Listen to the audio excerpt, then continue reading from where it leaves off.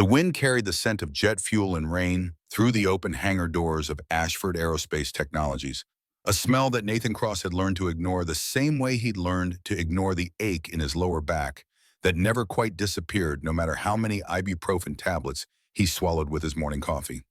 The testing facility sprawled across 43 acres of industrial Seattle waterfront, a monument to American engineering excellence built by a man who'd believed that the sky belonged to anyone brave enough to reach for it. That man was dead now, 8 months buried beneath polished granite in a cemetery where the tombstones cost more than Nathan earned in 6 months of pushing a mop across floors so clean they reflected the overhead lights like still water. Nathan knelt on the concrete beside the Talon 9 prototype scrubbing at an oil stain that had been there since Tuesday when one of the hydraulic technicians had dropped a wrench and punctured a pressure line. The stain had already set into the porous surface, which meant he'd be here for another 20 minutes, working the industrial degreaser into the concrete with circular motions that made his right shoulder burn. His hands were raw from the chemicals despite the heavy-duty gloves, and the knee pads he wore did nothing to cushion the constant pressure against bone that had been stressed by too many ejections from too many aircraft that had been dying beneath him. Above his head, the steel catwalk rang with the sharp percussion of expensive heels crossing from the administrative wing toward the observation deck where the executives gathered to watch demonstrations that would determine whether billion-dollar contracts went to Ashford Aerospace or to one of their competitors who were always circling like sharks who'd scented blood in the water. Nathan didn't need to look up to know who was approaching because Victoria Ashford's footsteps had a particular rhythm that he'd learned to recognize over the past 6 months, a cadence that spoke of someone who moved through the world expecting it to get out of her way. She was 32 years old and had inherited this company when her father's heart had stopped beating in the middle of a presentation to the board of directors, and she'd spent every day since trying to prove that she was more than just the daughter of a great man. The board members who flanked her now were all men over 50 who wore suits that cost more than Nathan's monthly rent and who smiled with their mouths while their eyes calculated whether Victoria was strong enough to keep them rich or whether she'd collapse under pressure and they'd need to find someone else to sign their paychecks. The group stopped at the railing directly above where Nathan worked, and he kept his head down and his movements steady because the first rule of survival when you'd fallen as far as he had was to make yourself invisible to people who had the power to make your life even harder than it already was. But invisibility required stillness, and the oil stain wasn't going to remove itself, so he kept scrubbing while the conversation above him filtered down through the industrial acoustics of the hangar. Victoria's voice carried the kind of crisp authority that came from expensive education and the belief that the world would listen if you spoke with sufficient confidence. The presentation she was delivering to the board members touched on quarterly projections and fuel efficiency ratios and the competitive advantages that Ashford Aerospace maintained over Boeing and Lockheed Martin in the specialized niche of experimental military propulsion systems. Nathan had heard variations of this speech a dozen times during late-night cleaning shifts when Victoria thought she was alone in her office, rehearsing her lines to an audience of empty chairs and her own reflection in the floor-to-ceiling windows that overlooked Puget Sound. One of the board members interrupted her mid-sentence to ask a question about the Talon 9's performance specifications, and Victoria's response was immediate and technically precise in a way that reminded Nathan of the aerospace engineering professors he'd studied under at the University of Washington, back when his life had been pointed toward a future that didn't involve industrial cleaning supplies and chronic pain that woke him up at 3 in the morning.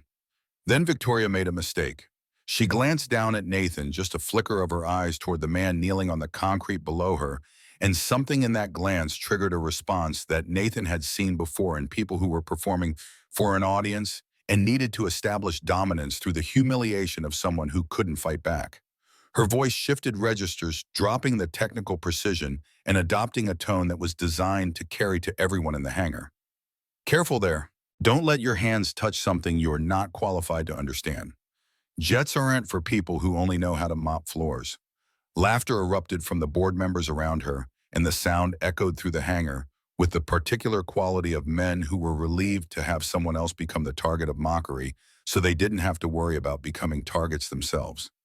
Nathan kept scrubbing the oil stain, his movements unchanging, but his eyes lifted toward the Talon 9 prototype mounted behind safety glass 30 feet away. The aircraft was beautiful in the way that perfectly engineered machines were beautiful, all clean lines and mathematical precision. And for a moment, Nathan let himself remember what it felt like to sit in a cockpit at 30,000 feet, with nothing between him and the stratosphere except a canopy of reinforced glass and the absolute certainty that he was exactly where he was supposed to be. The memory lasted 3 seconds before he pushed it down into the same place where he kept all the other memories that didn't serve any purpose except to remind him of everything he'd lost. He returned his attention to the oil stain and the burning in his shoulder and the knowledge that he had 4 more hours of shift remaining before he could go home to the apartment where his daughter was waiting for him to help her with homework that she probably didn't need help with because she was smarter than he'd been at her age. In the corner of the hangar, partially hidden behind a stack of equipment crates that were waiting to be cataloged and stored, Lily Cross sat with her back against the concrete wall and her notebook open on her lap. She was 8 years old with dark hair that she refused to let Nathan cut, even though it fell past her shoulders and was always getting tangled, and she had her mother's eyes, which meant that looking at her sometimes hurt in a way that had nothing to do with spinal fractures or torn ligaments. The notebook was filled with drawings of aircraft, not the crude stick figure sketches that most 8-year-olds produced, but detailed technical schematics that showed fuel lines and hydraulic systems and the precise angles of control surfaces that determined whether a plane would fly or fall. She'd been drawing these pictures since she was 5, back when Nathan had still been trying to convince himself that working as a janitor at an aerospace company was somehow noble, because it meant his daughter could grow up breathing the same air as the machines that touched the sky. Lily had heard her father get insulted by the woman in the expensive suit, and her small hands had clenched around the pencil hard enough to snap the graphite point. She didn't understand why adults were so cruel to each other, why they measured worth by job titles and bank accounts instead of by whether someone was kind or whether they kept their promises or whether they stayed awake at night worrying about the people they loved. Her father had taught her that worth came from character, but the world seemed determined to teach her something different. The board members in Victoria moved away from the railing, their footsteps receding toward the observation deck, where comfortable chairs and climate control waited to insulate them from the industrial reality of the hangar floor. Nathan finished with the oil stain and stood slowly feeling his spine compress and then reluctantly extend as he straightened to his full height. He was 35 years old but felt 20 years older when he moved, and there were mornings when getting out of bed required a negotiation between his will and his body's insistence that remaining horizontal was the only reasonable choice. He collected his cleaning supplies and loaded them onto the cart that he pushed from section to section of the facility, a rolling inventory of mops and buckets and bottles filled with chemicals that promised to remove any stain if you were willing to scrub hard enough and long enough. The cart's wheels squeaked because the left front bearing was worn, and Nathan had mentioned it to his supervisor 3 times. But replacement parts apparently weren't in the budget for equipment that was used by people whose opinions about squeaking wheels didn't matter. Lily appeared at his elbow, her notebook clutched against her chest and her expression carefully neutral in the way that children learn to hide their emotions when showing them would make things harder for the adults they loved. She didn't say anything about what she'd heard, and Nathan didn't acknowledge it because there was nothing to say that would make it better. This was the world they lived in, where people with power used it to make themselves feel bigger by making others feel smaller, and the only defense was to refuse to give them the satisfaction of seeing the wound. They walked together toward the service elevator that would take them down to the basement level, where Nathan's locker was located and where they could retrieve their coats before heading home through the Seattle rain that had been falling steadily since noon. The elevator was old and slow and smelled like industrial lubricant, and the fluorescent lights inside flickered in a way that suggested the ballast was failing. Nathan made a mental note to mention it to maintenance, even though he knew from experience that problems in the service areas took months to address because the company's resources were allocated toward things that visitors and clients would see. The ride down took 40 seconds, and neither of them spoke because they'd learned that sometimes silence was easier than trying to find words that could carry the weight of everything they weren't saying. When the elevator doors opened, Nathan guided Lily toward his locker while he thought about the fact that he had 3 more hours remaining in his shift and that Mrs. Chen from the apartment next door was probably wondering when they'd be home because she had her own grandchildren to worry about and couldn't babysit indefinitely, even though she never complained and never asked for payment beyond the occasional casserole that Nathan cooked when he had energy left over from working. The locker room was empty because the day shift maintenance crew had already gone home and the night shift wouldn't arrive for another 2 hours. Nathan opened his locker and retrieved Lily's backpack, which was heavy with textbooks that seemed excessive for an 8-year-old, but which the school insisted were necessary for proper academic development. He also grabbed his own jacket, a weatherproof shell that had been issued to him when he'd first started working at Ashford Aerospace, and which had the company logo embroidered on the breast pocket like a brand marking him as property.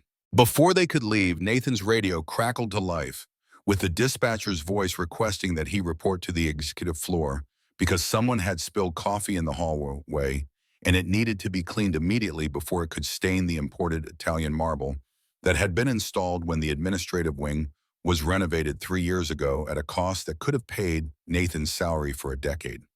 He acknowledged the request and told Lily that she'd need to wait in the break room while he took care of the spill, and she nodded without complaint because she'd learned that complaining didn't change anything. The break room on the executive floor was designed for administrative assistants and junior executives with comfortable chairs and a coffee machine that produced espresso instead of the burnt sludge that came from the machine in the basement. Lily settled into a chair near the window and opened her notebook to continue working on her latest drawing, which showed a modified version of the Talon 9 with enhanced fuel efficiency through a redesigned combustion chamber configuration that she'd extrapolated from listening to engineers discuss the prototype's limitations. Nathan left her there and walked down the hallway toward the coffee spill, which turned out to be significant enough that it had soaked into the grout between marble tiles and would require specialized cleaning solution to remove without damaging the stone's finish. He retrieved the necessary supplies from his cart and began the careful process of treating the stain, working on his hands and knees while executives stepped around him without acknowledgement because he was part of the building's infrastructure rather than a person who merited recognition. 30 minutes passed before the marble was clean enough to satisfy his professional standards, and when he returned to the break room to collect Lily, he found that she'd been joined by Walter Hayes, the chief engineer, who'd worked at Ashford Aerospace for longer than Nathan had been alive. Walter was 65 years old with white hair and a pronounced limp from a helicopter crash in Vietnam that had shattered his left femur in 17 places, and he had the kind of calm competence that came from having survived situations where competence was the difference between living and dying. Walter was looking at Lily's notebook, his reading glasses perched on his nose, and his expression thoughtful in a way that suggested he was seeing something that surprised him. Nathan paused in the doorway, uncertain whether he should interrupt, but Walter glanced up and gestured him over with a slight movement of his hand. The drawing Lily had been working on showed the Talon 9's fuel system with annotations in her careful handwriting that explained how moving the secondary fuel pump 6 inches forward would reduce pressure fluctuations during high-G maneuvers. The analysis was sophisticated enough that Nathan recognized it as something that would normally come from someone with an advanced degree in aerospace engineering, rather than from an 8-year-old with a mechanical pencil and too much time spent listening to conversations she wasn't supposed to understand. Walter's eyes moved from the notebook to Nathan's face, and there was a question there that Nathan couldn't answer without revealing things he'd spent 6 months keeping hidden. Instead, he reached for the notebook and closed it gently, his hand resting on the cover for a moment before he picked it up and handed it back to Lily. "Time to go, kiddo. Mrs. Chen is probably wondering where we are." Lily took the notebook and slid it into her backpack, then stood and offered Walter a small smile that was more polite than warm because she'd learned to be cautious around adults she didn't know well. Walter returned the smile and told her that she had a gift for seeing patterns that other people missed, and that if she kept practicing, she might grow up to design aircraft that would change the world. The compliment made Lily's cheeks flush with pleasure, and Nathan felt something twist in his chest, because his daughter deserved to hear praise from people who understood what she was capable of achieving. They left the executive floor and made their way out of the building into the rain that was falling hard enough now to require running to Nathan's truck, which was parked in the section of the lot designated for maintenance and custodial staff. The truck was 15 years old with rust around the wheel wells and a passenger door that required slamming twice before the latch would catch. But the engine was reliable and the heat worked, and Nathan had learned a long time ago that reliable transportation mattered more than aesthetics when you were living paycheck to paycheck. The drive home took 25 minutes through Seattle traffic that was heavy with commuters heading north toward the suburbs. Lily sat in the passenger seat with her backpack on her lap and her eyes tracking the raindrops as they raced across the window glass, and Nathan drove with the kind of automatic competence that came from having made this journey hundreds of times. The radio was tuned to a classical music station because Lily liked the way symphonies built toward crescendos and then resolved into harmony, and Nathan liked that she was developing an appreciation for things that were beautiful without being loud. They lived in Beacon Hill in a second-floor apartment that cost $1,100 a month and had thin walls that transmitted every sound from the neighbors, who fought frequently enough that Nathan had considered calling the police but hadn't, because getting involved in other people's problems was a luxury he couldn't afford. The building was old and the elevator hadn't worked in 3 years, which meant climbing stairs that made his back scream by the time he reached the second-floor landing. Mrs. Chen opened her door as soon as she heard their footsteps, her face creased with the kind of worry that grandmothers carried when children were late coming home. She was 73 years old and had immigrated from Taiwan 40 years ago, with her husband who died of a stroke before Nathan had moved into the building. Her apartment smelled like the tea she kept brewing throughout the day, and the incense she burned at a small shrine where photographs of her dead husband watched over the living room. Nathan apologized for being late and explained about the coffee spill, and Mrs. Chen waved away his apology with the same gesture she always used when he tried to thank her for watching Lily. She asked if they had eaten dinner, and when Nathan admitted they hadn't, she disappeared into her kitchen and emerged 3 minutes later with a container of leftover stir-fry that she insisted they take because she'd made too much and couldn't possibly eat it all herself, even though Nathan knew she was lying, because she did this at least twice a week. Inside their own apartment, Nathan heated the stir-fry, while Lily changed out of her school clothes and into the comfortable sweatpants she preferred for homework time. The apartment was small enough that he could see into her bedroom from the kitchen, and he watched her hang her school uniform in the closet with the same careful precision she applied to everything else in her life. She was a tidy child, almost compulsively so, and Nathan suspected it was because disorder made her anxious in ways she couldn't articulate. They ate dinner at the small table that served as their dining area, in Lily's homework station, in Nathan's workspace for the bills that he paid online because stamps cost money, and every dollar mattered when you were trying to save for things like winter coats and dental checkups and the field trip to the Museum of Flight that Lily's teacher had announced would cost $45 per student. While they ate, Lily told him about her day at school with the kind of detail that suggested she'd been storing up stories to share, and Nathan listened with the attention he'd learned to give her because these conversations were the best part of his day. After dinner, Lily settled at the table with her homework while Nathan cleaned the kitchen and then sat beside her to help with math problems that she probably could have solved faster without his assistance. But she seemed to like having him there, and he liked the quiet companionship of working together on something that had clear answers and predictable outcomes. The math gave way to reading, and Nathan listened as Lily worked through a chapter about a girl who discovered she could talk to animals, her voice confident as she navigated vocabulary words that would have challenged many adults. At 8:30, Nathan told her it was time for bed, and she complied without argument because she'd learned that fighting about bedtime only made things harder for both of them. He tucked her in and sat on the edge of her bed while she asked him to tell her a story about flying, which was a ritual they'd maintained since she was old enough to understand that her father had once done something other than clean floors. He told her about a training flight over the Cascade Mountains when he'd flown low through a valley and startled a herd of elk that had scattered like water drops when rain hit pavement. He told her about the way clouds looked from above when the sun hit them at the right angle and turned them into landscapes made of light. He told her about the silence that existed at 30,000 feet when you turned off the radio and the only sound was your own breathing inside the helmet. When he finished, Lily's eyes were heavy with sleep, and she asked the question she asked every night in different variations but with the same essential meaning. Why did you stop flying? Dad Nathan's throat tightened the way it always did when this question emerged, and he gave her the answer he always gave, because it was true even if it wasn't complete. Sometimes you have to land so someone else can take off, kiddo. Sometimes being on the ground is more important than being in the sky. Lily considered this with the seriousness she brought to everything, then nodded and closed her eyes. Nathan sat with her until her breathing slowed and deepened into sleep, and then he stood carefully to avoid making the floorboards creak. He left her door open a crack so light from the hallway would reach her if she woke up disoriented, and then he walked to his own bedroom at the end of the hall. The bedroom was barely large enough for the double bed and the dresser that held his clothes, and the window looked out onto the alley where the dumpsters were kept and where the neighbor's cat spent most nights hunting rats. Nathan sat on the edge of the bed and rolled up the right sleeve of his shirt, exposing the tattoo that covered his forearm from wrist to elbow. The design was intricate, a pair of steel wings that curved upward as if caught in the moment of flight. And beneath the wings was an inscription in Latin that most people wouldn't recognize unless they'd served in very specific units of the United States Air Force.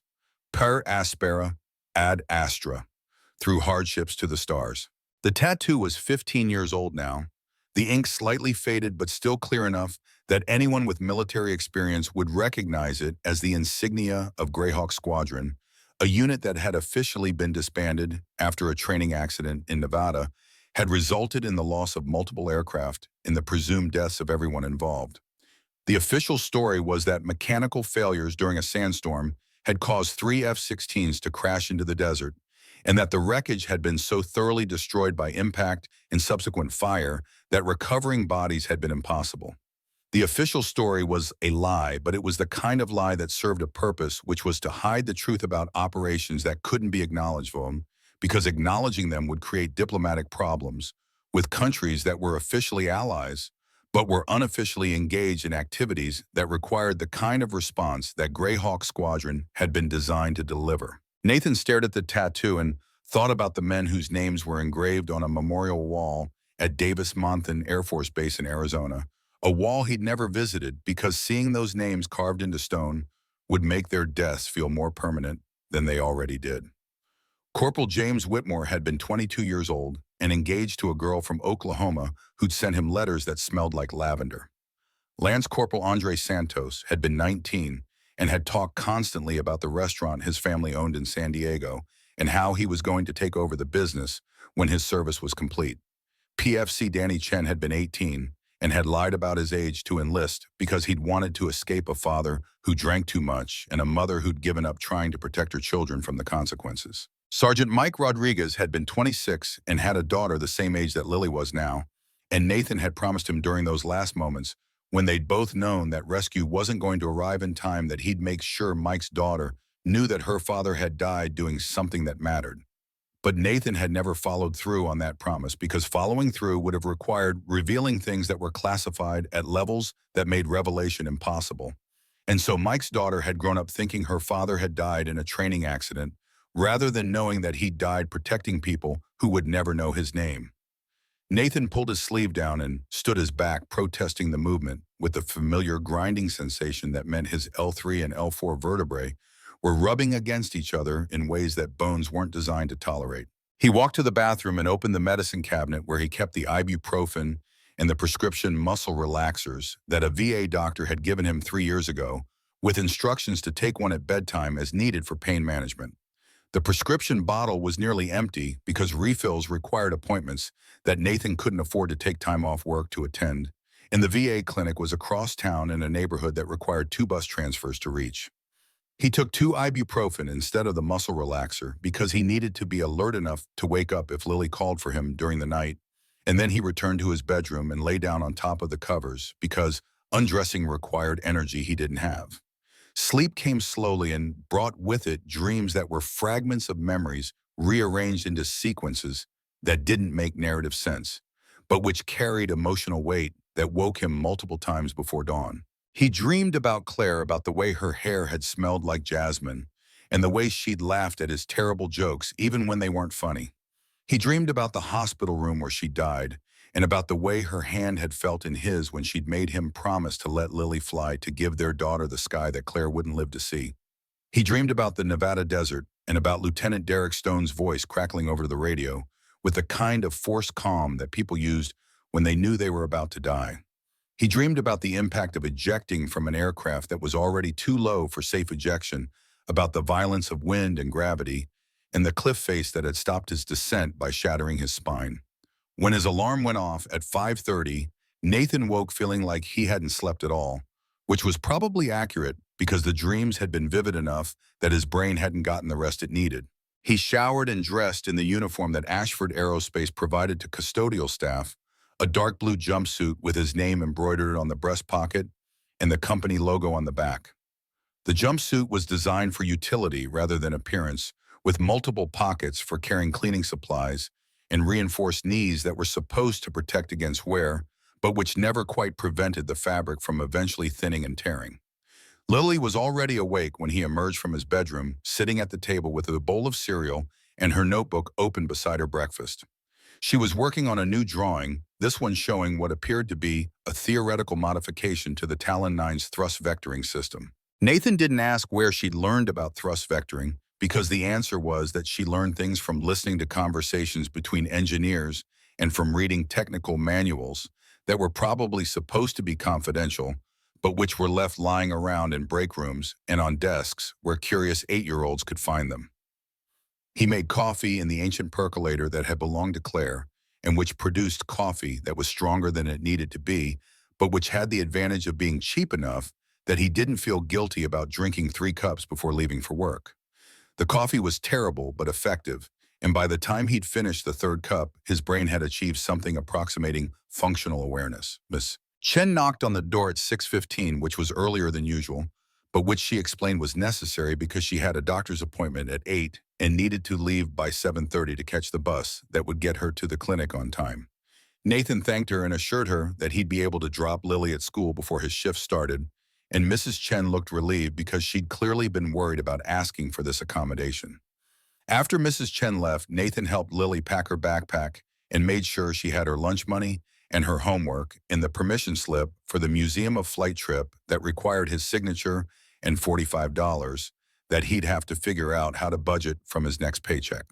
They left the apartment at 6:45 and climbed into the truck, which started on the 2nd attempt and settled into the rough idle that meant the spark plugs probably needed replacing soon. The drive to Lily's school took 15 minutes through neighborhoods that were still mostly asleep, and Nathan watched his daughter from the corner of his eye as she stared out the window at the city waking up around them. She was quiet this morning, more withdrawn than usual, and he wondered if yesterday's incident at the aerospace facility was bothering her more than she'd admitted. When they reached the school, Nathan walked her to the entrance because she was still young enough that drop-off required parental supervision according to the district's safety policies. Before she went inside, she turned and hugged him with the fierce intensity that children used when they were trying to communicate things they didn't have words for, and Nathan hugged her back and told her that he loved her and that he'd see her after school when Mrs. Chen brought her to the facility. The drive from the school to Ashford Aerospace took another 20 minutes, and Nathan used the time to prepare himself mentally for 8 hours of work that would involve mopping floors and cleaning bathrooms and emptying trash cans filled with the detritus of people whose daily routines included things like catered lunches and afternoon lattes from the espresso machine in the executive break room. He'd learned not to resent the disparity between his life and theirs, because resentment was exhausting and didn't change anything. But some mornings, it was harder than others to maintain the emotional distance that made the work bearable. He parked in the section of the lot designated for maintenance staff and walked through the light rain that had started falling just as he'd pulled into the space. The employee entrance required scanning his badge, which was printed with a photo from his first day of work that showed him trying to smile even though he had felt like the act of taking this job was an admission of failure that he'd spend the rest of his life trying to rationalize. The custodial supervisor's office was located in the basement near the supply closets, and Nathan checked in to receive his assignment for the day. The supervisor was a man named Carl Morrison, who'd worked in building maintenance for 30 years, and who treated his staff with the kind of brusque fairness that suggested he remembered what it was like to be at the bottom of an organizational hierarchy. Carl handed Nathan a clipboard with the day's tasks written in careful printing, and Nathan scanned the list while Carl explained that there was a tour scheduled for 3 p.m. and that the executive floor needed to be spotless because the visitors were potential investors who were considering putting money into the Talon 9 program. Nathan acknowledged the instructions and collected his cleaning cart from the storage room, checking to make sure it was stocked with the supplies he'd need for the tasks ahead. The routine was familiar enough that he could perform it without conscious thought, which was useful because it allowed his mind to wander to things that mattered more than whether he had enough disinfectant to clean 12 bathrooms. He thought about Lily and about whether $45 for a field trip was an expense he could justify when his truck needed an oil change, and the rent was due in 2 weeks, and the electricity bill had been higher than usual last month because Seattle had experienced an unusual cold snap that had required running the space heater in Lily's bedroom. He thought about Claire and about the promise he'd made to let Lily fly, and he wondered whether working at an aerospace company where she could breathe the same air as the machines counted as keeping that promise, or whether it was just another rationalization for a life that had gotten so far off course that he couldn't remember what the original trajectory had looked like. The morning passed in a blur of repetitive tasks that required physical effort but minimal mental engagement. Nathan cleaned 3 conference rooms and 2 executive bathrooms and mopped the hallway that connected the administrative wing to the engineering section. He emptied trash cans and replaced the paper towels and dispensers and scrubbed the break room sink until the stainless steel gleamed under the fluorescent lights. At 11:30, he took his lunch break in the basement cafeteria that served the maintenance and production staff.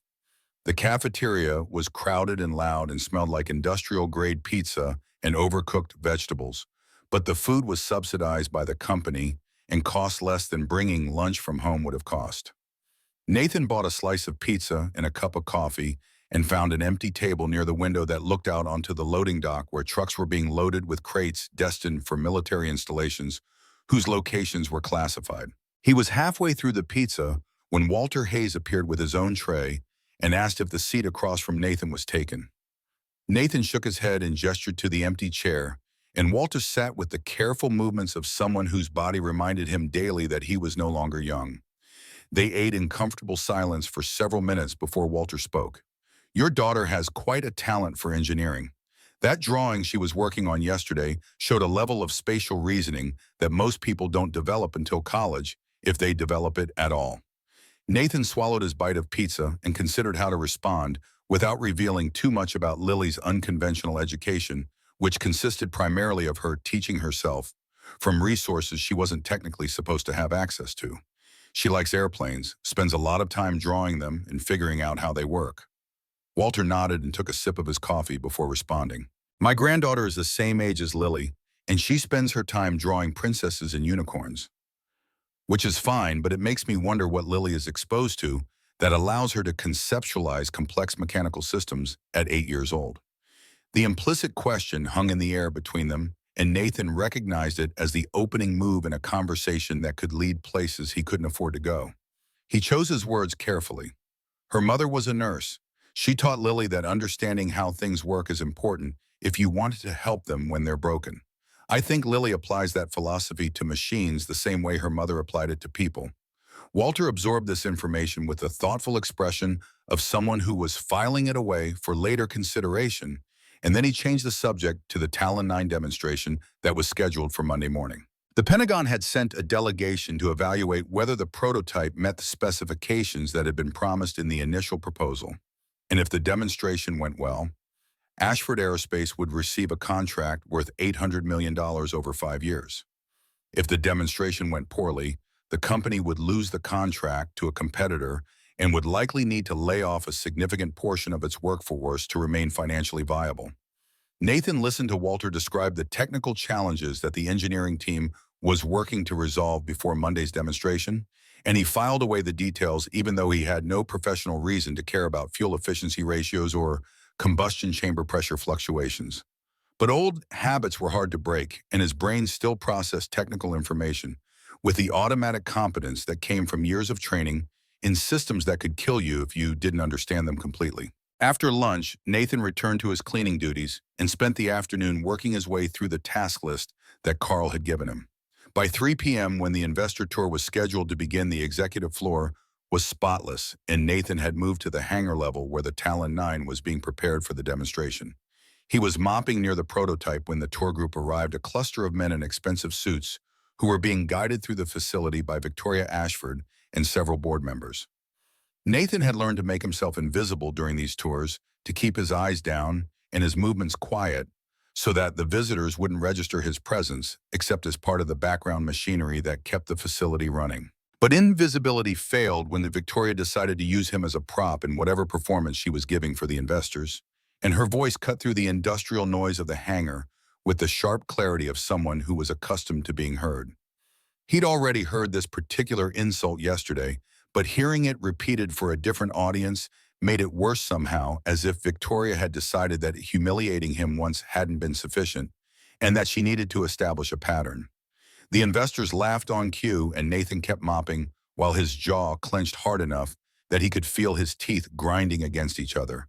What Victoria didn't know, what none of them knew, except possibly Walter Hayes, who was beginning to suspect, was that Nathan understood the Talon 9 systems better than most of the engineers who designed it, because the principles underlying its operation were the same principles that had governed every aircraft he'd ever flown. He could see from 30 feet away that the secondary fuel pump mounting was going to cause harmonic vibration at high RPM, and he knew that the combustion chamber pressure readings that were being displayed on the diagnostic screen were fluctuating in a pattern that suggested the bypass valve was degrading faster than the design specifications had predicted.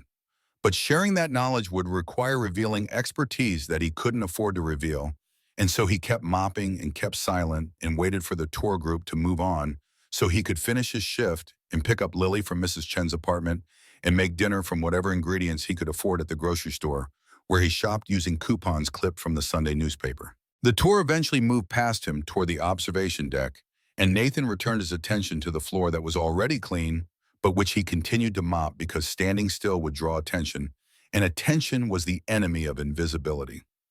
Behind him, one of the engineers was arguing with a colleague about the pressure readings, and Nathan listened to their debate with half his attention, while the other half focused on counting the minutes until his shift ended.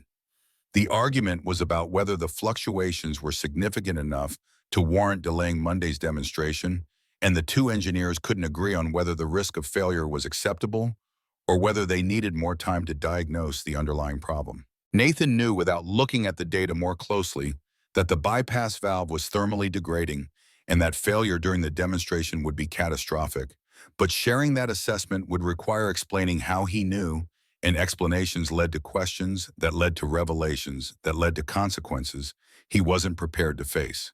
He finished mopping and moved his cart toward the service elevator, passing close enough to the diagnostic screen that he could see the pressure readings clearly.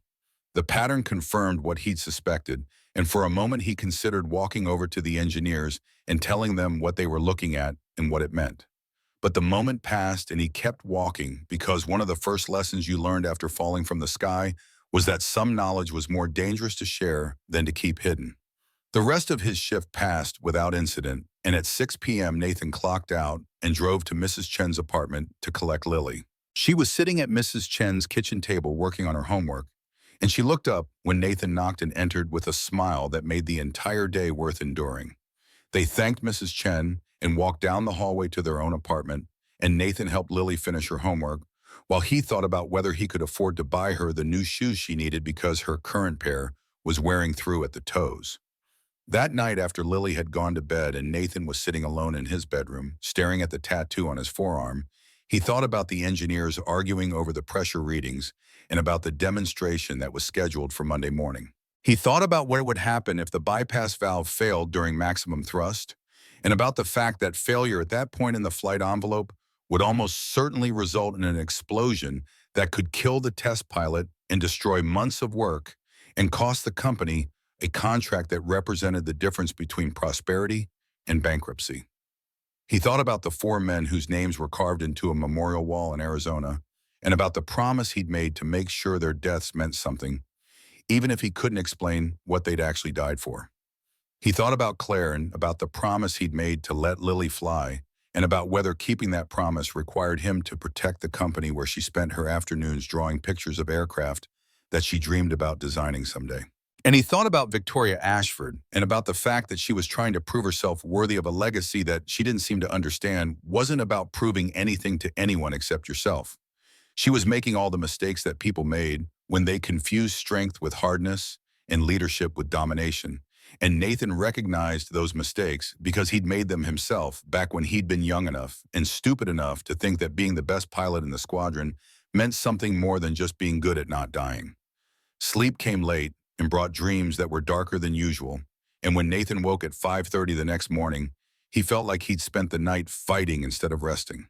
He went through his morning routine on automatic pilot, showering and dressing and making coffee while Lily got ready for school. They drove through the dark streets of Seattle toward her school, and Nathan walked her to the entrance and hugged her goodbye and told her that he loved her and that Mrs. Chen would pick her up after school because he had to work late to finish preparing for Monday's demonstration. At Ashford Aerospace, Nathan checked in with Carl Morrison and received his assignment for the day, which included a note that the hangar needed to be immaculate because there would be additional visitors on Friday for a pre-demonstration walkthrough. Nathan acknowledged the instructions and collected his cart and began working through the familiar routine of cleaning and mopping and emptying trash cans. By mid-morning, the engineering team had gathered around the Talon 9 prototype to conduct final systems checks before Monday's demonstration, and their conversation had taken on the urgent tone that people used when they discovered a problem but couldn't agree on its significance or solution. Nathan worked near enough to hear them discussing the pressure fluctuations that had been detected during yesterday's tests, and he listened as they debated whether the readings were within acceptable tolerances or whether they indicated a developing failure that needed to be addressed before the demonstration. Dr. Helen Kim was leading the discussion, and she had the kind of methodical competence that made people listen when she spoke. She was 52 years old and had been designing aircraft propulsion systems for longer than Nathan had been alive, and her assessment of the pressure fluctuations was that they were concerning but not necessarily critical, given that the readings were still within the margins that the design specifications allowed. One of the younger engineers disagreed and argued that the pattern of the fluctuations suggested a thermal degradation problem that would get worse under sustained high-power operation, and his concern was that failure during the demonstration would be catastrophic, both in terms of human safety and in terms of the company's reputation with the Pentagon. Dr. Kim acknowledged his concern, but pointed out that they had less than 72 hours until the demonstration, and that completely diagnosing and repairing a thermal degradation issue would require more time than they had available. The debate continued for another 20 minutes without resolution, and Nathan kept mopping the same section of floor while he listened and felt the tension building in his chest because he knew they were wrong about having time to fix the problem. The bypass valve wasn't going to last 72 hours at the stress levels they were planning to subject it to during final testing, and if it failed during one of those tests, they'd be scrambling to repair or replace components that would take weeks to manufacture and install. He set down his mop and walked toward the group of engineers before he could talk himself out of it, and the conversation stopped as they noticed his approach. Dr. Kim looked at him with polite curiosity, and Nathan felt the weight of their collective attention like a physical pressure against his chest. His voice came out rougher than he'd intended when he spoke. "Excuse me, I think I know what's causing your pressure fluctuations." Metrics words sounded at 9 to 247. Target minimum equals 18,000. Status continuing. The silence that followed Nathan's interruption was the kind of silence that occurred when social boundaries had been crossed, and no one was quite sure how to respond.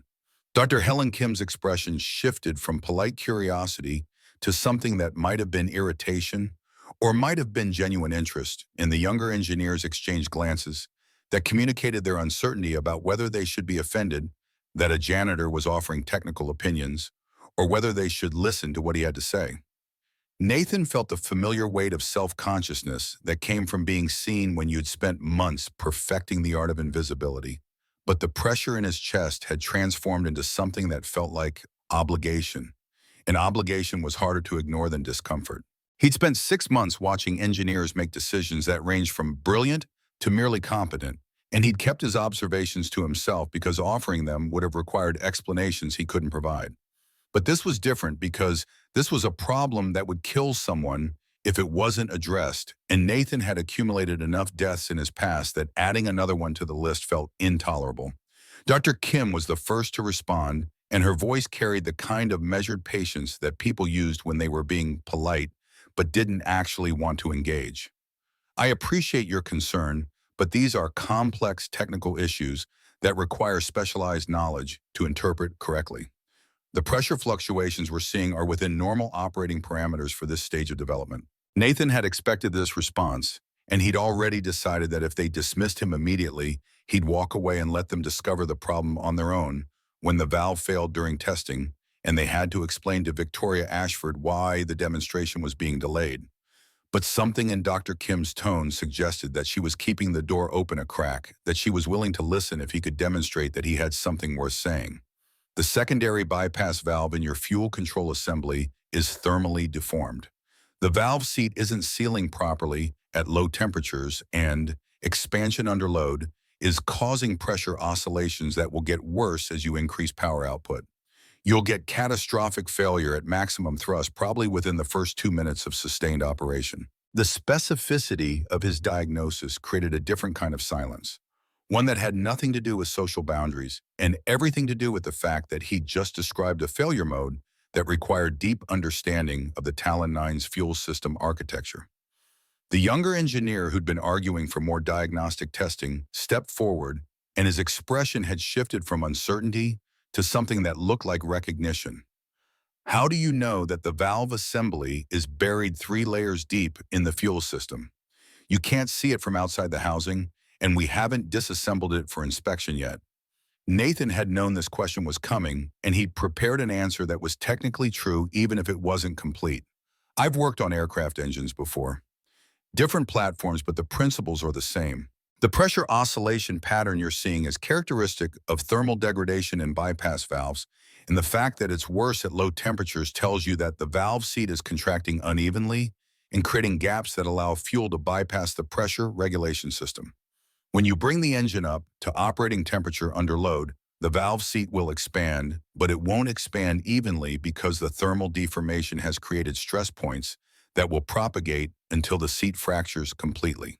Dr. Kim's eyes had narrowed during this explanation, and Nathan could see her running through the logic of what he was describing and finding that it matched the evidence they'd collected. She turned to one of the technicians and told him to pull the diagnostic data from the last 3 test runs and to overlay them with thermal imaging if they had it available. The technician nodded and moved toward the computer terminal that controlled the diagnostic systems, and Dr. Varr. Kim returned her attention to Nathan. What's your background? Where did you work on aircraft engines? The question was direct and professional, and Nathan recognized it as the inevitable next step in a conversation that was rapidly moving away from the safe anonymity he'd maintained for 6 months. He chose his words carefully, offering information that was verifiable without being revelatory. I have a degree in aerospace engineering from the University of Washington. After graduation, I worked on military aircraft for about 10 years before transitating to other employment. The phrase military aircraft was deliberately vague, and transition to other employment was a euphemism that covered a decade of pain and loss and rehabilitation. But it was enough to establish that he had relevant credentials, even if he wasn't providing details about what those credentials were or why someone with them was working as a janitor. Dr. Kim absorbed this information with a slight nod, and Nathan could see her making calculations about whether to pursue the obvious questions or whether to focus on the immediate problem. She chose the immediate problem, which was what Nathan had hoped she would do. If you're correct about the thermal deformation, we need to disassemble the valve assembly and inspect it directly. That's going to take at least 4 hours of work, and if we find a problem that requires replacement parts, we won't meet Monday's demonstration schedule. The younger engineer had been working at the computer terminal, and he called out that the diagnostic data was ready for review. Dr. Kim moved to look at the screen, and Nathan followed because he'd already crossed the line that separated observer from participant, and there was no point in pretending otherwise. The screen showed 3 overlaid graphs that tracked pressure fluctuations during the most recent test runs, and the pattern was exactly what Nathan had described. Oscillations that were most pronounced at low temperatures and that decreased as the engine warmed but never completely disappeared. Dr. Kim studied the graphs for nearly a minute before speaking, and when she did, her voice had shifted from polite patience to professional respect. You're right, the pattern is consistent with bypass valve degradation. We need to inspect the assembly immediately. She turned to the technician and gave instructions to begin the disassembly process, and then she looked at Nathan with an expression that combined curiosity with something that might have been gratitude. Thank you for bringing this to our attention.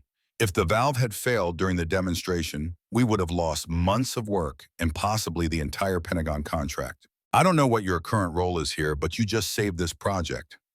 Nathan nodded acknowledgement but didn't respond verbally because there was nothing to say that wouldn't lead to more questions, and he was already regretting the exposure that this conversation had created.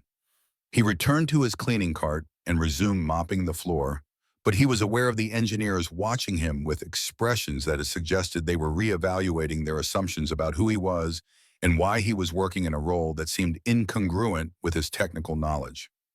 Walter Hayes had been standing near the back of the group, and he approached Nathan after the other engineers had returned to their work on the valve assembly. His face was thoughtful, and his eyes held the kind of knowing look that suggested he just had a suspicion confirmed. That was quite a diagnosis. Most people wouldn't be able to identify a thermal deformation problem without taking the valve apart and looking at it directly. You must have seen this kind of failure before.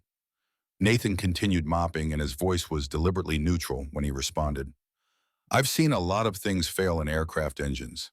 After a while, you learn to recognize the patterns. Walter nodded slowly, and his expression suggested he was filing away this information along with everything else he'd observed about Nathan over the past few weeks. He didn't push for more details, which Nathan appreciated, because he wasn't sure how much longer he could maintain the deflections before someone asked a question that couldn't be answered without revealing things that were supposed to remain hidden. The rest of the day passed with a different quality of attention than Nathan was accustomed to experiencing. Engineers who'd previously walked past him without acknowledgement now nodded when they saw him, and several of them stopped to thank him for identifying the valve problem before it could cause catastrophic failure during testing. The attention made Nathan uncomfortable because attention led to curiosity, and curiosity led to questions, but he accepted the thanks with brief nods and returned to his cleaning duties as quickly as possible. By 4 p.m., the valve assembly had been disassembled and inspected, and the results confirmed everything Nathan had predicted. The valve seat showed clear evidence of thermal deformation, with stress fractures radiating from 3 distinct points where the material had contracted unevenly during cooling cycles. Kim called a meeting with the senior engineering staff to discuss options for repair or replacement, and the consensus was that they needed to order a new valve assembly from the manufacturer, and that delivery would take at least 5 days, which meant postponing Monday's demonstration by a week. Victoria Ashford was informed of the delay, and she called an emergency meeting with the board members to discuss the implications for their contract negotiations with the Pentagon. Nathan wasn't present for that meeting, but he heard about it afterward from Carl Morrison, who'd heard about it from one of the administrative assistants who'd been taking notes. According to the assistant, Victoria had been furious about the delay, but had acknowledged that discovering the problem before the demonstration was better than having the engine explode in front of Pentagon officials. Richard Thornton, the VP of Operations, who'd been among the board members on the tour that had resulted in Nathan's public humiliation, had apparently used the meeting as an opportunity to question Victoria's leadership and to suggest that better project management would have identified the valve problem during earlier stages of development. The assistant reported that Victoria had responded by pointing out that the problem had been identified by someone that Richard himself had mocked as being unqualified to understand complex systems, and that perhaps Richard's judgment about people's competence wasn't as reliable as he thought it was. Nathan heard this account while he was emptying trash cans on the executive floor, and he felt a complicated mixture of satisfaction and concern, because Victoria's defense of him would likely make Richard Thornton pay more attention to who Nathan was and why he'd been able to diagnose a problem that had eluded the engineering team. Attention from someone like Thornton was dangerous because people in positions of power tended to use that power to eliminate threats to their status, and Nathan had just inadvertently positioned himself as someone whose competence made Thornton look incompetent by comparison. He pushed the concern aside and focused on finishing his shift so he could pick up Lily from Mrs. Chen's apartment and take her home for dinner and homework and the evening ritual of stories about flying that helped her fall asleep. But as he worked, he was aware of the fact that something had shifted in his carefully maintained invisibility, and that the shift was probably irreversible, regardless of how much he might wish otherwise. At 6 p.m., Nathan clocked out and drove to Mrs. Chen's apartment, where he found Lily sitting at the kitchen table working on a drawing that showed a modified version of the Talon 9's fuel system with annotations that explained how moving the bypass valve to a different location in the assembly would reduce thermal stress during heating and cooling cycles. The sophistication of the analysis made Nathan's chest tighten because his 8-year-old daughter was solving engineering problems that professional engineers with advanced degrees were struggling with, and he had no idea how to help her develop that gift without exposing her to the kind of scrutiny that would raise questions about where she'd learned to think like this. Mrs. Chen noticed his expression and offered him tea with the gentle insistence that elderly Chinese women used when they decided someone needed taking care of. Nathan accepted the tea and sat at the table while Lily explained her drawing in detail, and he listened with the attention he always gave her when she was talking about things that mattered to her. When she finished her explanation, he told her that her solution was elegant and that the engineers at Ashford Aerospace would be lucky to have someone with her insight working on their project someday. They thanked Mrs. Chen and returned to their own apartment, and Nathan heated leftover stir-fry for dinner, while Lily set the table with the careful precision she brought to everything. They ate together while Lily told him about her day at school, and Nathan listened to stories about a science project she was working on and about a boy in her class who tried to pull her hair during recess until she told him that if he touched her again, she'd explain to everyone why his understanding of basic physics was wrong. Nathan smiled at this because Lily had inherited Claire's refusal to tolerate nonsense from people who thought they could intimidate her, and he was grateful that she had that strength, even if it sometimes got her into situations that required parental intervention. After dinner, they worked on homework together, and then Nathan tucked her into bed and told her a story about a training flight where he'd chased another pilot through a canyon in Arizona and had discovered that the other pilot was actually better at high-speed maneuvering than he was, which had been a humbling experience that had made him a better pilot. When Lily was asleep, Nathan returned to his bedroom and sat on the edge of the bed while he thought about the day's events and about the fact that he'd broken his own rule about remaining invisible. He'd done it for good reasons, and the outcome had been positive, in the sense that he'd prevented a catastrophic failure that could have killed someone, but positive outcomes didn't change the fact that he'd exposed himself to scrutiny that would inevitably lead to questions. He rolled up his sleeve and looked at the tattoo that marked him as someone who'd belonged to a unit that officially didn't exist anymore. And he thought about the men whose names were on a memorial wall in Arizona and about whether they would have approved of his decision to stay silent for 6 months, or whether they would have been disappointed that he'd prioritized his own safety over the opportunity to use his knowledge to prevent harm. The question didn't have an easy answer, and Nathan had learned a long time ago that most important questions didn't, which was one of the reasons he'd stopped asking them. He pulled down his sleeve and lay back on the bed, and he stared at the ceiling while he waited for sleep to come and bring with it the dreams that were his constant companions. Friday morning arrived with rain that drummed against the windows hard enough to wake Nathan 15 minutes before his alarm was scheduled to go off. He lay in bed listening to the rain and thinking about the fact that the valve assembly was being shipped overnight from the manufacturer and would arrive sometime today, and that the engineering team would spend the weekend installing it and running tests to make sure it functioned properly before Monday's rescheduled demonstration. He got up and went through his morning routine, and by the time Lily woke up, he'd already showered and made coffee and was sitting at the table reviewing the bills that needed to be paid before the end of the month. The rent was due in 12 days, and the electricity bill was higher than expected because November had been cold enough to require running the space heater more often than usual. He had enough to cover both bills if he was careful about groceries and if he didn't encounter any unexpected expenses, but the margin was thin enough that he felt the familiar anxiety that came from living paycheck to paycheck. Lily emerged from her bedroom wearing her school uniform and carrying her backpack, and she sat at the table and poured herself cereal while Nathan put away the bills and tried to shift his attention to the present moment. They ate breakfast together in companionable silence, and then Nathan drove her to school through rain that had intensified to the point where the windshield wipers could barely keep up with the deluge. At Ashford Aerospace, Nathan checked in with Carl Morrison and received his assignment for the day, which was lighter than usual because the engineering team was focused on the valve assembly installation and didn't want custodial staff working in the hangar while they were conducting precision work on the Talon 9's fuel system. This meant Nathan would be spending most of his shift on the executive floor and in the administrative wing, which was generally quieter and required less physical labor than the hangar work. He collected his cart and began working through the task list, starting with the conference rooms that were scheduled to be used for meetings later in the morning. The work was routine and required minimal thought, which gave his mind freedom to wander to things that mattered more than whether the whiteboards were clean or whether the coffee station was fully stocked with supplies. He thought about Lillian, about whether he should encourage her interest in aerospace engineering, or whether he should try to steer her toward fields that wouldn't require her to navigate the kind of institutional barriers that made careers in technical disciplines difficult for people who didn't fit the expected demographic profile. He thought about Claire and about whether she would be proud of the way he was raising their daughter, or whether she'd be disappointed that he'd allowed himself to become invisible instead of finding ways to use his skills and experience to build something meaningful. The thoughts circled without resolution, and Nathan pushed them aside and focused on the physical work that at least had the virtue of producing visible results. By noon, he'd cleaned 6 conference rooms and 3 bathrooms and had mopped the hallway that connected the executive offices to the engineering wing. He took his lunch break in the basement cafeteria, and he was halfway through a sandwich when Walter Hayes appeared with his lunch tray and asked if he could join Nathan at the table.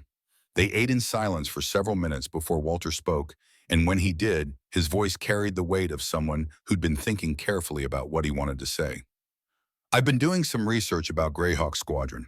There isn't much publicly available information because most of it is still classified, but I found enough to piece together a general timeline of their operations.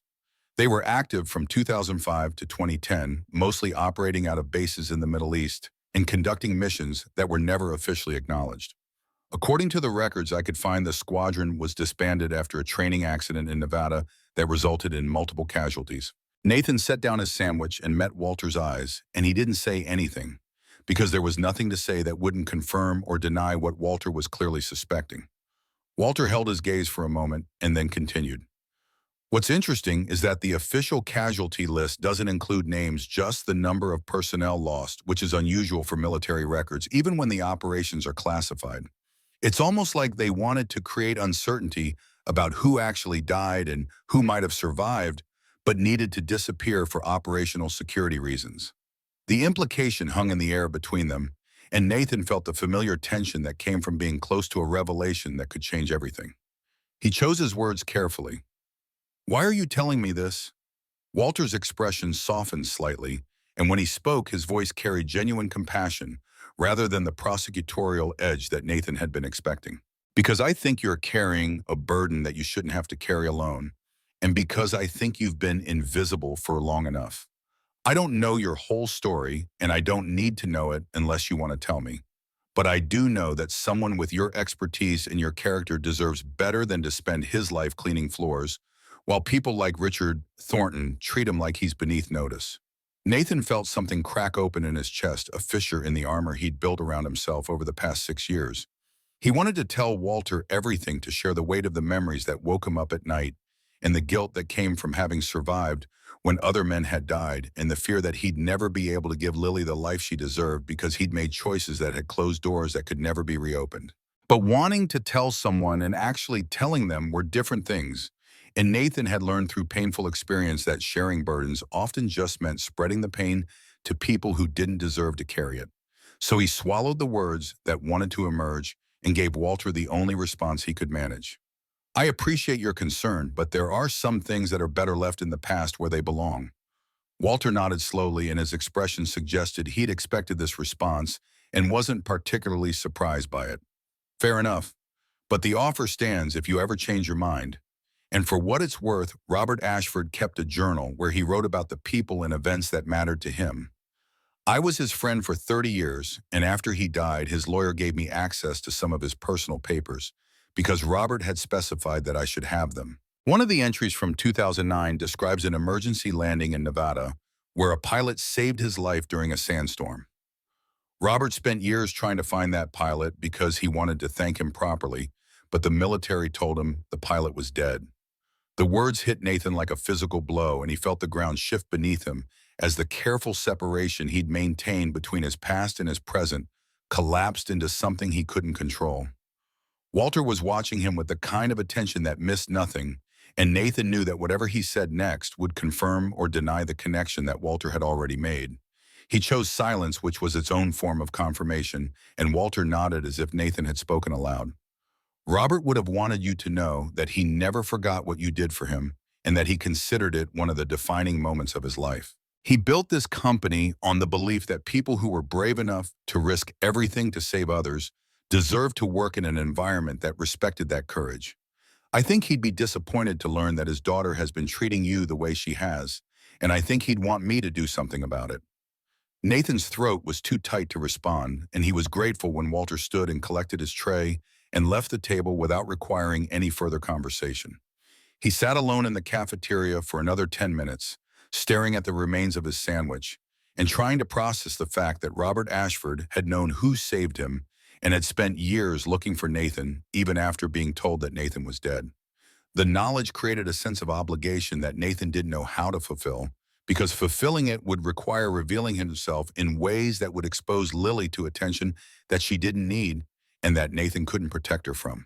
But the alternative was to continue hiding, and hiding suddenly felt like a form of dishonor toward a man who'd valued courage enough to build a company around it. Nathan returned to work with a heaviness in his chest that made the physical labor feel more difficult than usual, and he moved through the afternoon in a state of distraction that resulted in him having to re-clean a bathroom because he'd missed spots the first time through.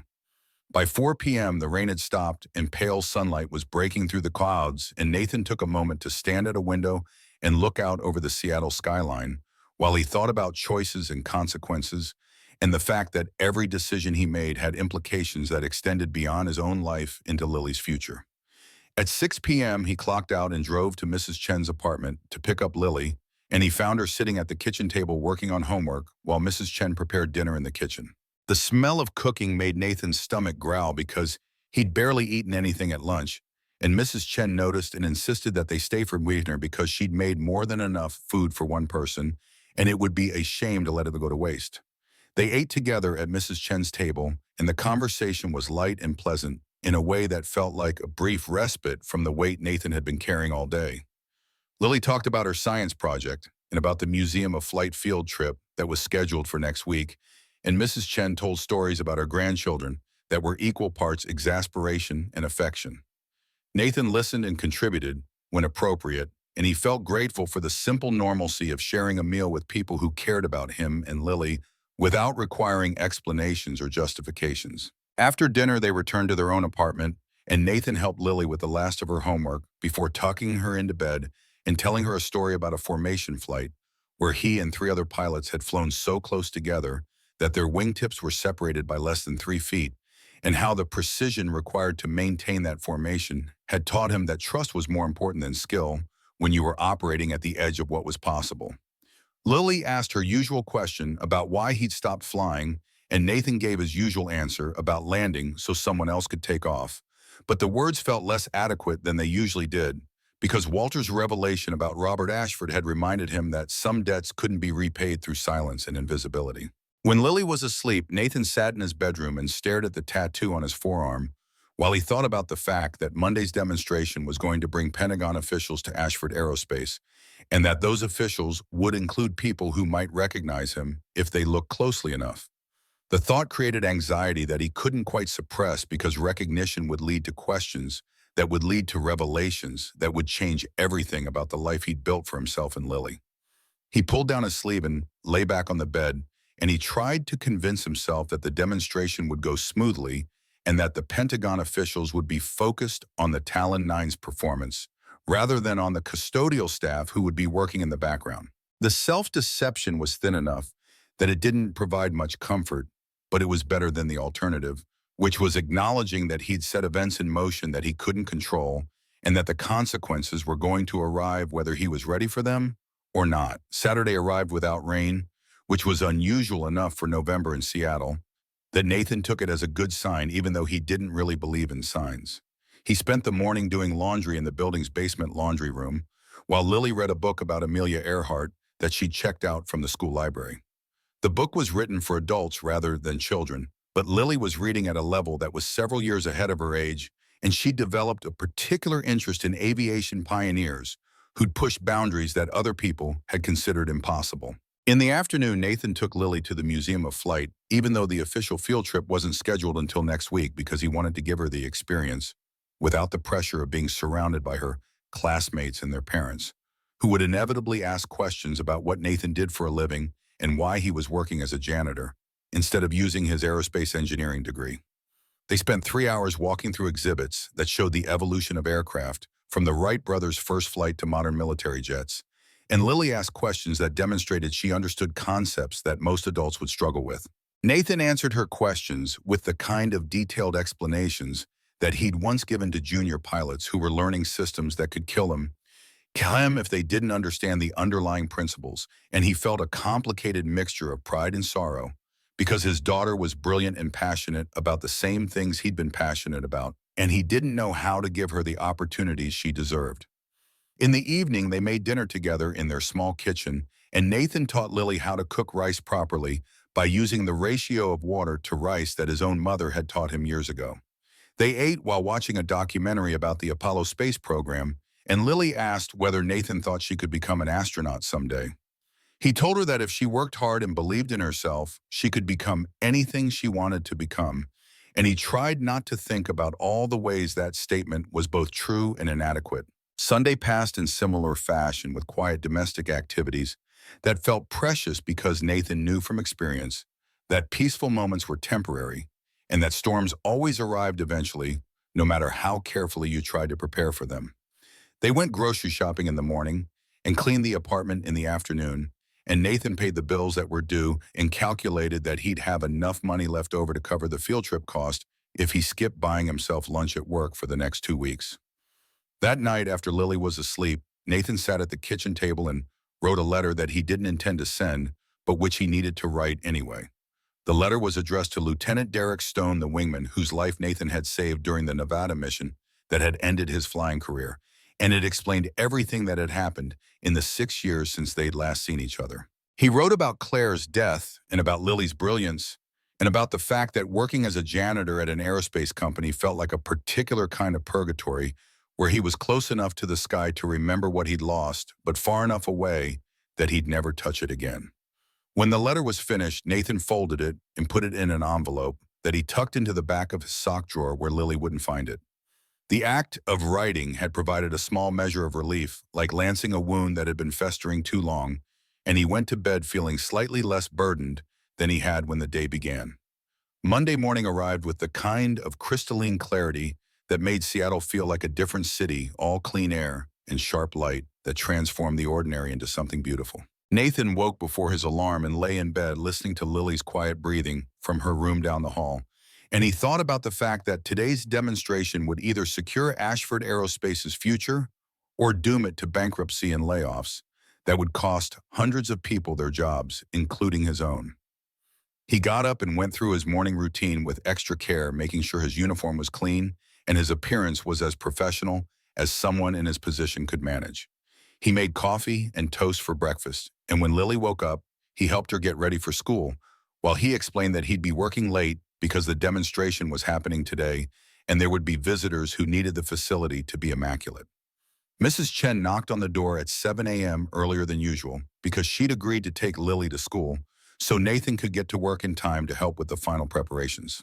Nathan thanked her and hugged Lily goodbye, and he told her that he loved her and that he'd see her after school when Mrs. Chen brought her to the facility like she usually did on Mondays.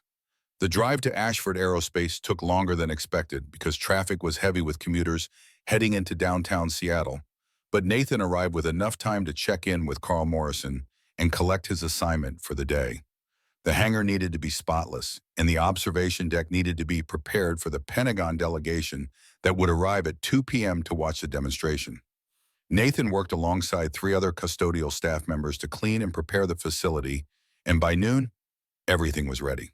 The Talon 9 sat on its test rig gleaming under the industrial lights, and the new bypass valve had been installed and tested and had performed flawlessly during the preliminary runs that the engineering team had conducted over the weekend. Dr. Helen Kim was overseeing the final system checks, and when she saw Nathan working nearby, she walked over and thanked him again for identifying the valve problem before it could cause a catastrophic failure. Her gratitude was genuine and professional, and Nathan accepted it with a nod that acknowledged the thanks without encouraging further conversation. At 1:30 p.m., the Pentagon delegation arrived in 3 black SUVs that parked near the main entrance. Nathan watched from a distance as Victoria Ashford greeted the visitors and guided them toward the observation deck, and he recognized several of the faces as people he'd briefed during his time in the Air Force, though none of them were likely to recognize him in return because he'd changed enough in 6 years that he barely recognized himself. The demonstration was scheduled to begin at 2 p.m., and Nathan positioned himself near the back of the hangar where he could watch without being conspicuous. The observation deck filled with Pentagon officials and board members and journalists who'd been invited to document what Ashford Aerospace hoped would be a triumph of American engineering excellence. Victoria stood at a podium and delivered a speech that touched on themes of innovation and national security and the importance of maintaining technological superiority over potential adversaries. Her voice was confident and her presence was commanding, and Nathan thought about the fact that she was trying to live up to a legacy that her father had built through different means than she was employing. When the speech concluded, the demonstration began. The Talon 9's engine ignited with a roar that shook the hangar's walls, and the sound was beautiful in the way that perfectly engineered machines were beautiful when they were performing exactly as designed. The thrust output climbed steadily, and the diagnostic screen showed that all parameters were within expected tolerances. For 90 seconds, everything was perfect. The pressure readings were stable, the fuel consumption was efficient, and the power output exceeded the projections that had been promised in the initial contract proposal. The Pentagon officials were nodding approvingly, and the journalists were taking notes, and Victoria was allowing herself a small smile that suggested relief that the demonstration was proceeding without incident. Then at 91 seconds, something changed. The pressure reading spiked suddenly, and an alarm began to shriek with an urgency that cut through the engine's roar. Smoke poured from the combustion chamber in thick black clouds that billowed upward toward the hangar's ceiling, and sparks began to explode outward from the test rig in patterns that suggested electrical systems were failing catastrophically. The test operator initiated emergency shutdown procedures, but the engine didn't respond to the commands because the failure had already progressed beyond the point where automated safeties could prevent disaster. A second explosion rocked the test rig, and suddenly the auxiliary fuel line that fed the combustion chamber ruptured and ignited, creating a wall of flame that spread across the hangar floor toward the observation deck. People screamed and began running toward the exits, and security personnel rushed forward with fire extinguishers that were inadequate for the scale of the blaze.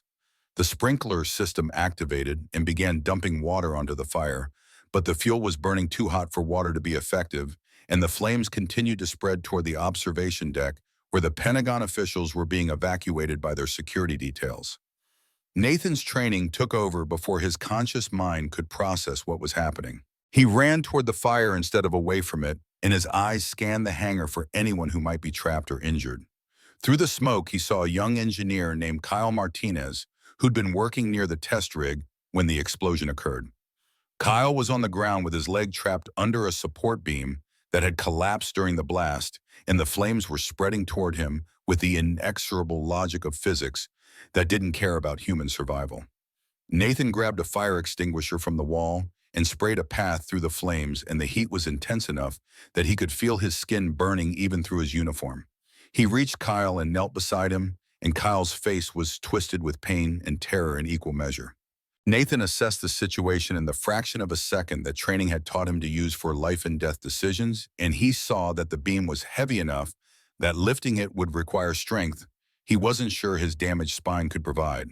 But the alternative was leaving Kyle to burn, and Nathan had left too many people behind already, and so he positioned himself and gripped the beam and lifted with every bit of force his body could generate. Pain shot through his lower back with an intensity that made his vision narrow and his legs shake, but the beam moved upward just enough that Kyle could pull his leg free. Nathan dragged Kyle away from the flames toward the exit where emergency responders were arriving with equipment designed to handle industrial fires.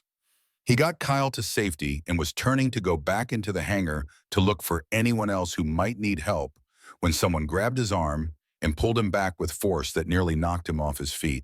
It was Victoria Ashford, and her face was pale with shock, and her eyes were wide with the kind of fear that came from watching everything you'd worked for collapse in flames. She was saying something about not going back in, about letting the professionals handle it, but Nathan couldn't hear her clearly over the ringing in his ears that had started when the second explosion had detonated too close to where he had been standing. The fire suppression foam system activated, and thick white foam began to pour from nozzles in the ceiling, smothering the flames with chemical compounds designed specifically for aviation fuel fires. The smoke began to dissipate, and Nathan could see that the damage was extensive but not total. The test rig was destroyed, and the Talon 9 prototype was damaged beyond immediate repair. But the hangar structure was intact, and no one appeared to be seriously injured, except possibly Kyle, who was being loaded into an ambulance with an oxygen mask over his face. Nathan became aware that Victoria was still holding his arm, and that she was staring at him with an expression that he couldn't quite interpret. He tried to pull away because the attention was uncomfortable, and because his back was screaming at him with pain that suggested he'd torn something during the lifting, but Victoria's grip tightened, and she pulled him toward the exit and away from the crowd of emergency responders who were working to contain the remaining fires. Outside the hangar, the air was cold and clean and tasted like salvation after the smoke and chemical foam. Nathan's jacket was torn and scorched, and his right sleeve had separated from the shoulder seam during the rescue, leaving his forearm exposed to the afternoon light. He looked down and saw that the tattoo was visible, the steel wings and the Latin inscription standing out stark against his skin. Victoria saw it at the same moment Nathan did, and her expression changed from shock to recognition to something that might have been understanding. She released his arm and took a step back, and when she spoke, her voice was quiet enough that only Nathan could hear. Per aspera ad astra, through hardships to the stars. That's the Greyhawk Squadron motto. Nathan didn't respond because there was nothing to say that wouldn't confirm what Victoria had already figured out, and confirmation would lead to questions that would lead to revelations that would change everything. But Victoria wasn't waiting for confirmation, and her next words made it clear that she'd already connected the pieces into a complete picture. You're the one who saved my father. The words hung between them in the cold Seattle afternoon air, while emergency vehicles continued to arrive with sirens that cut through the sound of water still pouring from the sprinkler system. Nathan's exposed forearm felt like a brand that had marked him as something other than the invisible custodian he'd spent 6 months pretending to be, and Victoria's eyes held a recognition that went beyond the simple identification of a tattoo. Nathan pulled his arm away and tried to adjust the torn sleeve to cover the tattoo, but the fabric was too damaged to provide any real concealment. Around them, Pentagon officials were being evacuated to their vehicles by security personnel who determined that the facility was no longer safe for visitors, and journalists were being escorted to a designated area where Victoria's communications director would provide them with an official statement about what had happened and what it meant for the Talon 9 program. Victoria stepped closer to Nathan, and her voice dropped to a level that was meant only for him. My father kept a journal. He wrote about the emergency landing in Nevada, about the pilot who talked him through a sandstorm when his aircraft was failing and every instrument was telling him to give up. He wrote that he owed his life to someone named Captain Nathan Cross, and that he'd spent years trying to find you so he could say thank you properly. The military told him you were dead. Nathan's throat constricted around words that wouldn't come, and he was saved from having to respond by the arrival of Walter Hayes, who'd been helping coordinate the evacuation, and who now approached with concern visible on his weathered face. Walter's eyes went to the exposed tattoo and then to Nathan's face, and something passed between them that confirmed what Walter had already suspected. I need to get him checked by the paramedics. He went into a burning hangar and lifted a support beam off Kyle Martinez, and I'm concerned about smoke inhalation and potential back injury. Victoria nodded slowly, her gaze still fixed on Nathan. Of course, but afterward we need to talk. My office whenever the paramedics clear you. Nathan allowed Walter to guide him toward one of the ambulances where EMTs were treating minor injuries sustained during the evacuation. The assessment was quick and professional. His lungs were clear. Despite smoke exposure, the burns on his hands were superficial and would heal without scarring, and his back showed evidence of muscle strain, but no obvious structural damage that would require immediate medical intervention. They gave him oxygen and bandaged his hands and recommended that he follow up with his primary care physician within 48 hours, and then they released him with instructions to rest and to return to the emergency room if he experienced any worsening symptoms. Walter stayed with him throughout the examination, and when the EMTs had finished, Walter guided Nathan away from the crowd toward his truck in the parking lot. They sat in the truck's cab with the doors closed, and Walter's expression carried the weight of everything he'd pieced together over the past week. I know who you are. I've known since I saw that photo from 2012, but I wasn't certain until today. Captain Nathan Cross, Greyhawk Squadron, United States Air Force.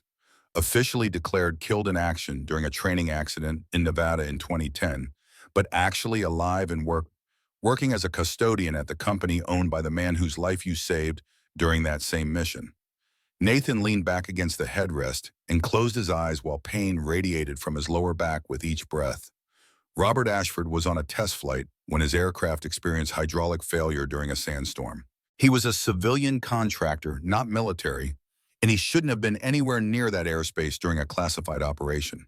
But he was there, and his plane was going down, and I was the closest pilot with the fuel and the clearance to talk him through an emergency landing that had maybe a 20% chance of success.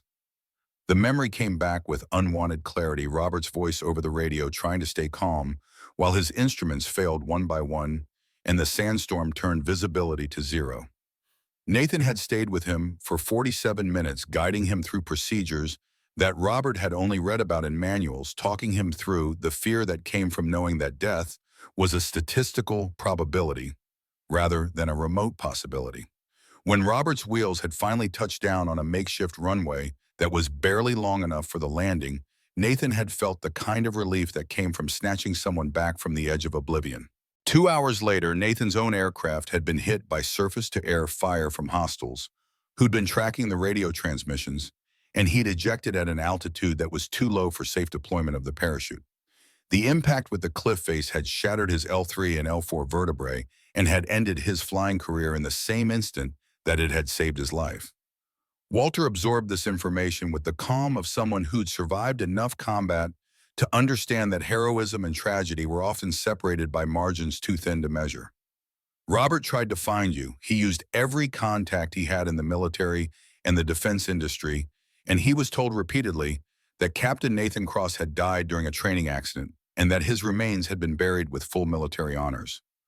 Robert never believed it, but he couldn't prove otherwise, and eventually he stopped asking because the questions were causing problems for people who'd helped him. The knowledge that Robert had tried to find him created a complicated mixture of guilt and gratitude in Nathan's chest. He'd spent 6 years believing that the silence he'd maintained was protecting Lily from scrutiny that would have made her life harder.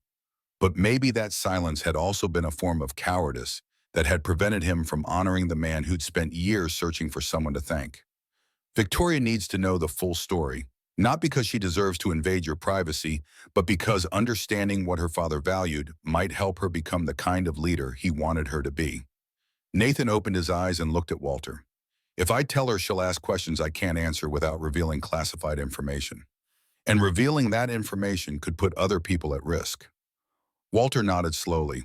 Then tell her what you can and trust that she's smart enough to fill in the blanks without needing details that could compromise national security. She's trying to live up to a legacy she doesn't fully understand, and knowing that her father's life was saved by someone who later worked in her company without recognition might change her perspective on what leadership actually means.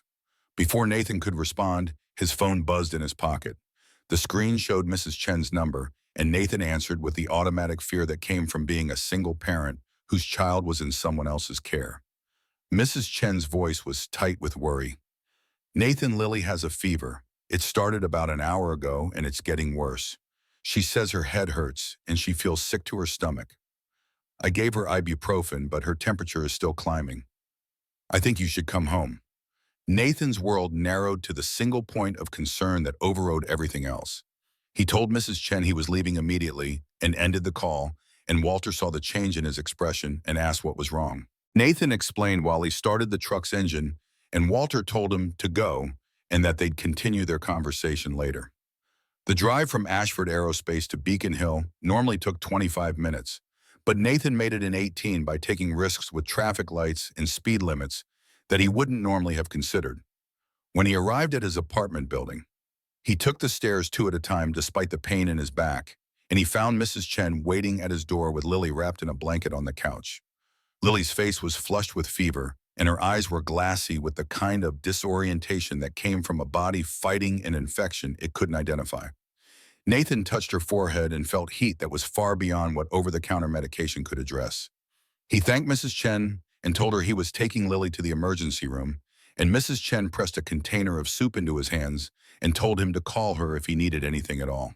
Nathan carried Lily down to the truck and secured her in the passenger seat with the blanket wrapped around her shoulders, and she leaned against him while he drove towards Seattle Children's Hospital with emergency flashers activated and his hand on the horn whenever traffic didn't move fast enough. Lily was quiet during the drive, which was more concerning than if she'd been crying or complaining, because Lily's silence usually meant she was too sick to articulate what she was feeling. At the hospital, Nathan carried her through the emergency entrance and told the triage nurse that his daughter had a fever of unknown origin and was becoming increasingly disoriented. The nurse took Lily's temperature and found it was 104.2 degrees Fahrenheit, which was high enough to warrant immediate attention. They were taken to an examination room where a pediatric emergency physician performed a rapid assessment and ordered blood work and a chest x-ray and a lumbar puncture to rule out meningitis. The lumbar puncture was the worst part because Lily had to curl into a fetal position while a needle was inserted between her vertebrae to extract cerebrospinal fluid for analysis, and Nathan had to hold her still while she cried and asked him why the doctors were hurting her. He explained that the test was necessary to figure out what was making her sick and that being brave for a few minutes would help the doctors help her, and Lily nodded and pressed her face against his chest and tried not to scream when the needle went in.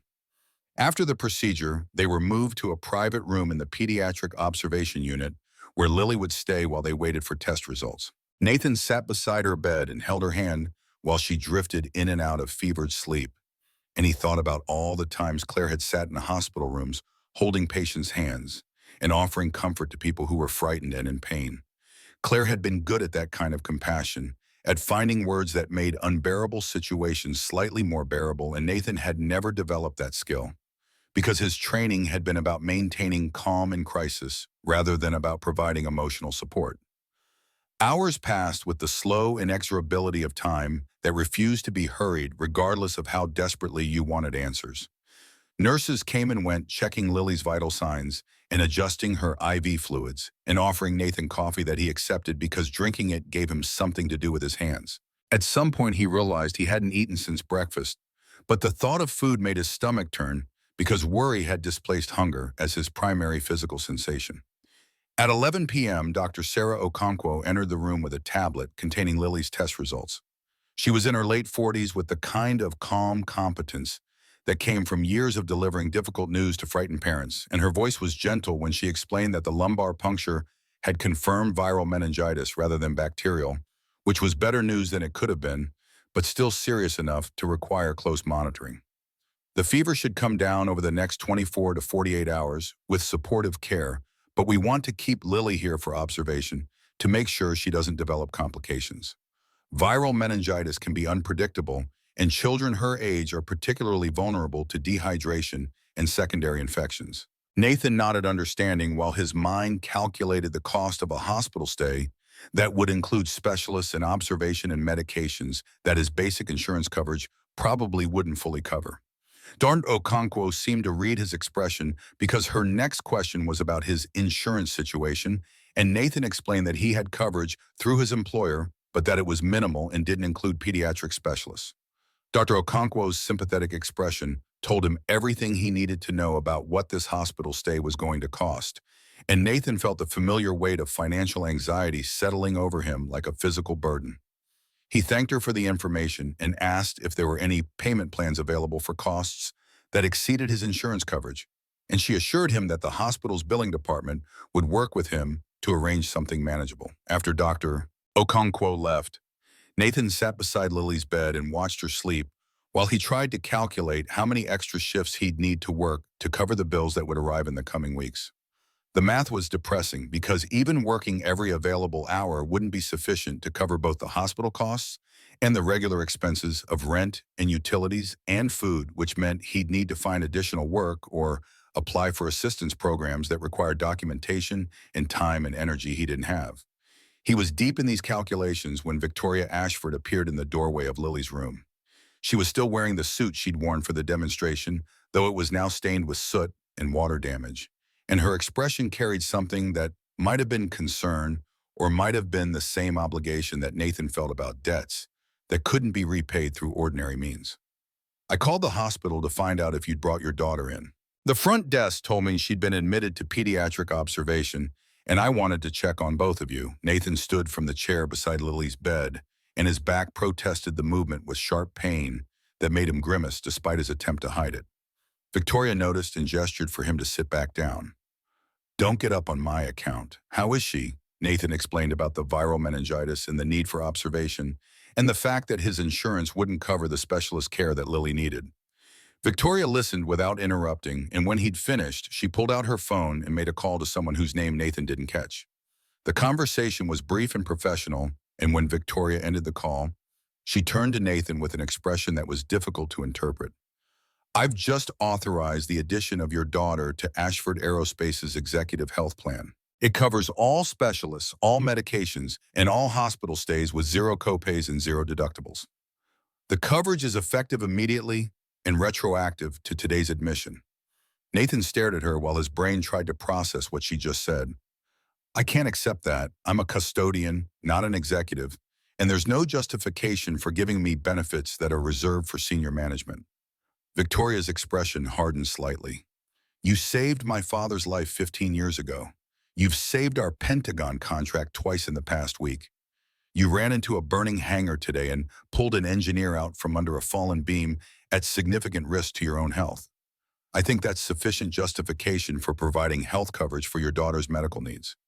The words were delivered with the same authority Victoria used when making corporate decisions, and Nathan recognized that arguing would be futile because Victoria had already made up her mind. He swallowed the protest that wanted to emerge and settled for thanking her, and his voice broke slightly when he spoke because the relief of knowing that Lily's care would be covered was overwhelming enough to crack through the composure he'd been maintaining.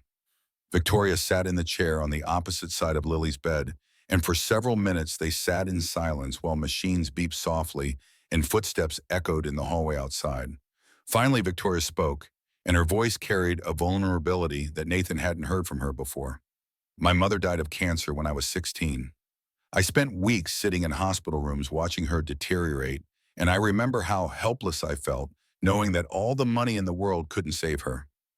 My father tried to protect me from seeing how scared he was, but I could tell that losing her was destroying him in ways that went beyond grief. After she died, he changed. He became harder, more focused on work, less willing to show emotion or vulnerability. She paused and looked at Lily's sleeping form. I think I learned from him that showing weakness was dangerous, and that the only way to protect yourself from loss was to never care about anything enough that losing it would destroy you. But watching you with your daughter tonight, I realized that's a terrible way to live. You're terrified right now and you're not trying to hide it, and somehow that makes you seem stronger rather than weaker. Nathan didn't know how to respond to this confession, so he offered the only truth he could articulate. Being afraid for someone you love isn't weakness. It's just proof that you're alive instead of just surviving. Victoria absorbed these words with an expression that suggested they'd touched something she'd been trying to avoid confronting, and when she spoke again, her voice was quieter. Tell me about the Nevada mission. Not the classified details, just what you can share about what happened to you and why you ended up here working under a name that's apparently your real name, even though the military declared you dead. Nathan considered how much he could reveal without compromising operational security, and he decided that the broad strokes were probably safe as long as he avoided specifics about locations and objectives. I was a fighter pilot assigned to a squadron that conducted missions requiring absolute discretion. During one of those missions, my wingman's aircraft experienced mechanical failure over hostile territory, and I stayed with him instead of following orders to abort.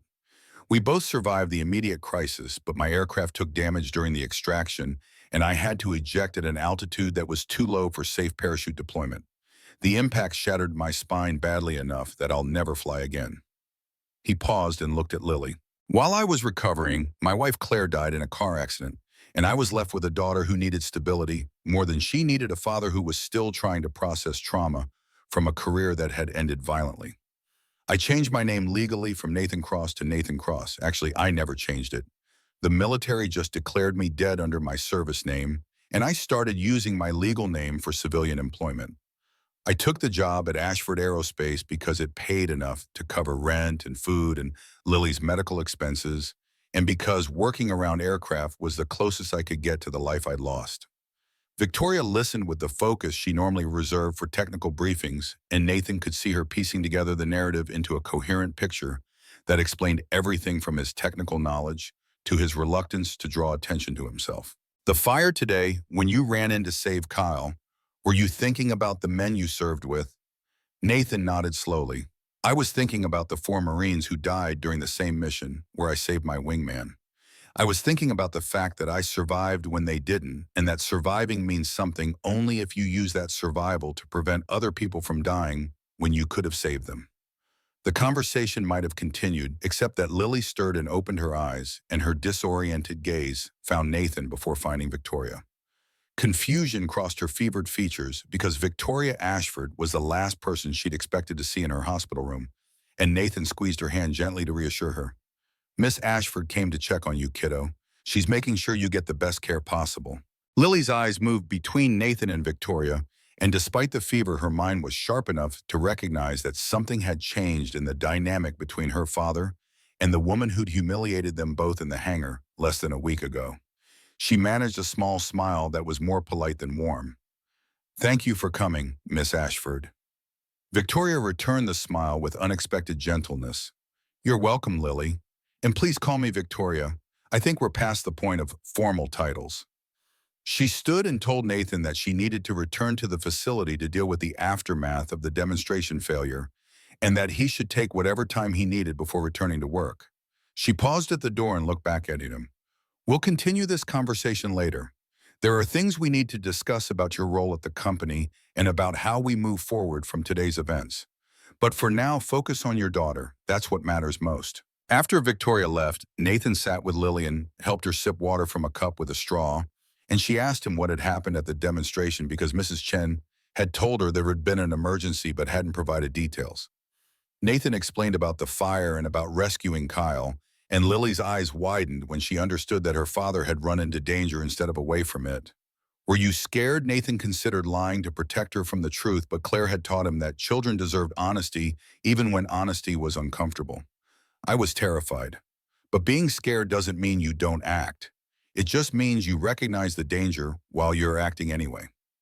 Lily processed this with the seriousness she brought to everything that mattered, and then she asked the question that Nathan had been dreading. Did people see your tattoo? Nathan nodded, and Lily's expression shifted to concern because she understood better than most 8-year-olds that her father's past was something he'd been trying to keep hidden. What's going to happen now? Nathan wished he had a better answer than the one he could provide. I don't know, kiddo, but whatever happens, we'll face it together. That's what we've always done, and that's what we'll keep doing. Lily seemed satisfied with this response, and she closed her eyes and drifted back into sleep, while Nathan sat beside her and thought about the fact that Victoria now knew who he was and what he'd done, and that knowledge meant the careful invisibility he'd maintained for 6 months was irretrievably shattered. The question now was what Victoria would do with that knowledge, and whether the answer would make Nathan's life better or worse than it had been when he'd been just another custodian whose expertise was noticed only when it prevented disasters.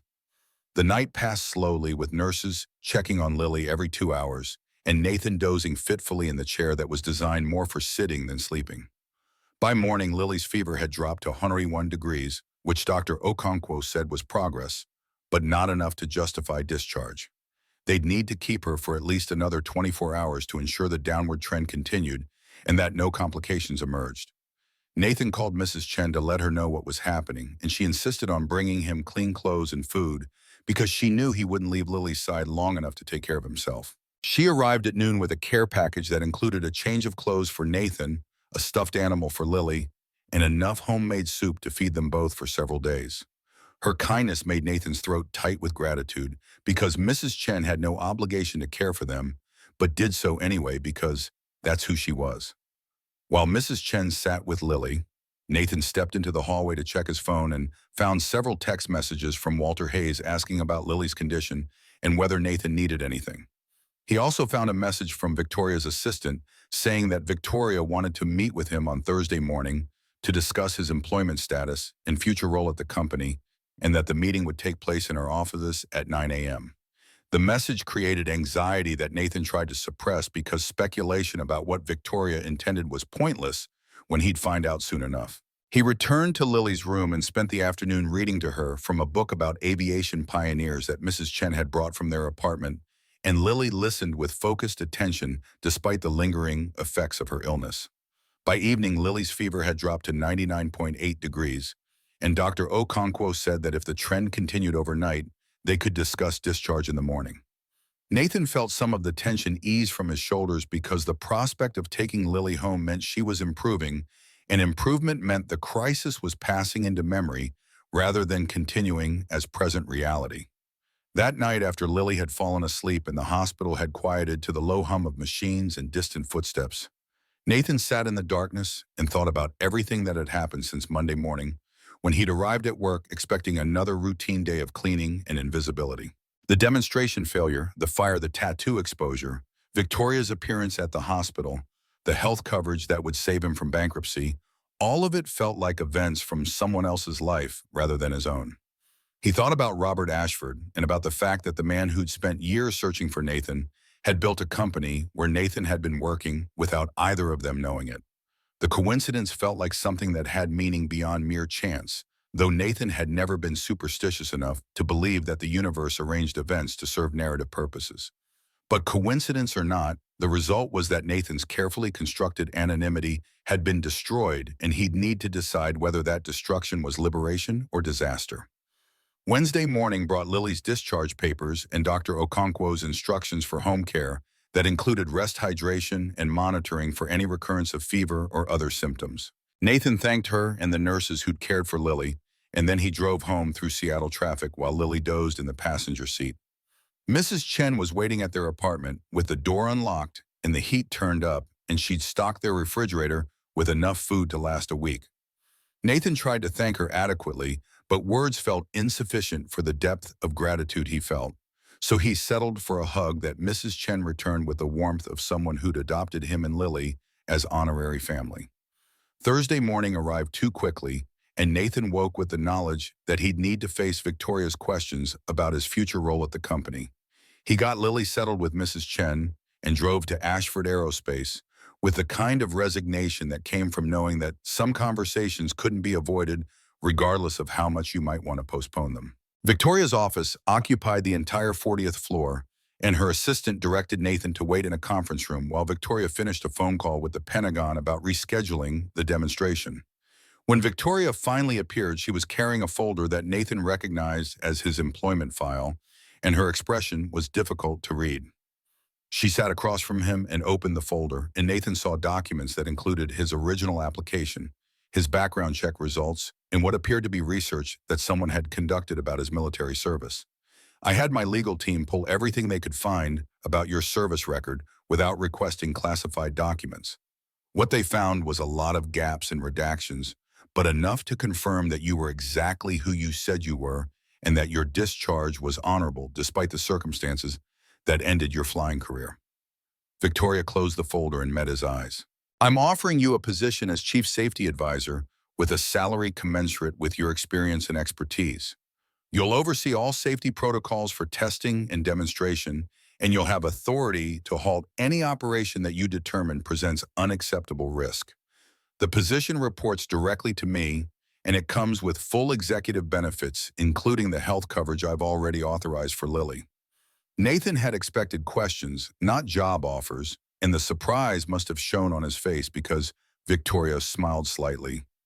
You saved my father's life. You've prevented 2 catastrophic failures in the past week, and you risked your own safety to save one of our engineers.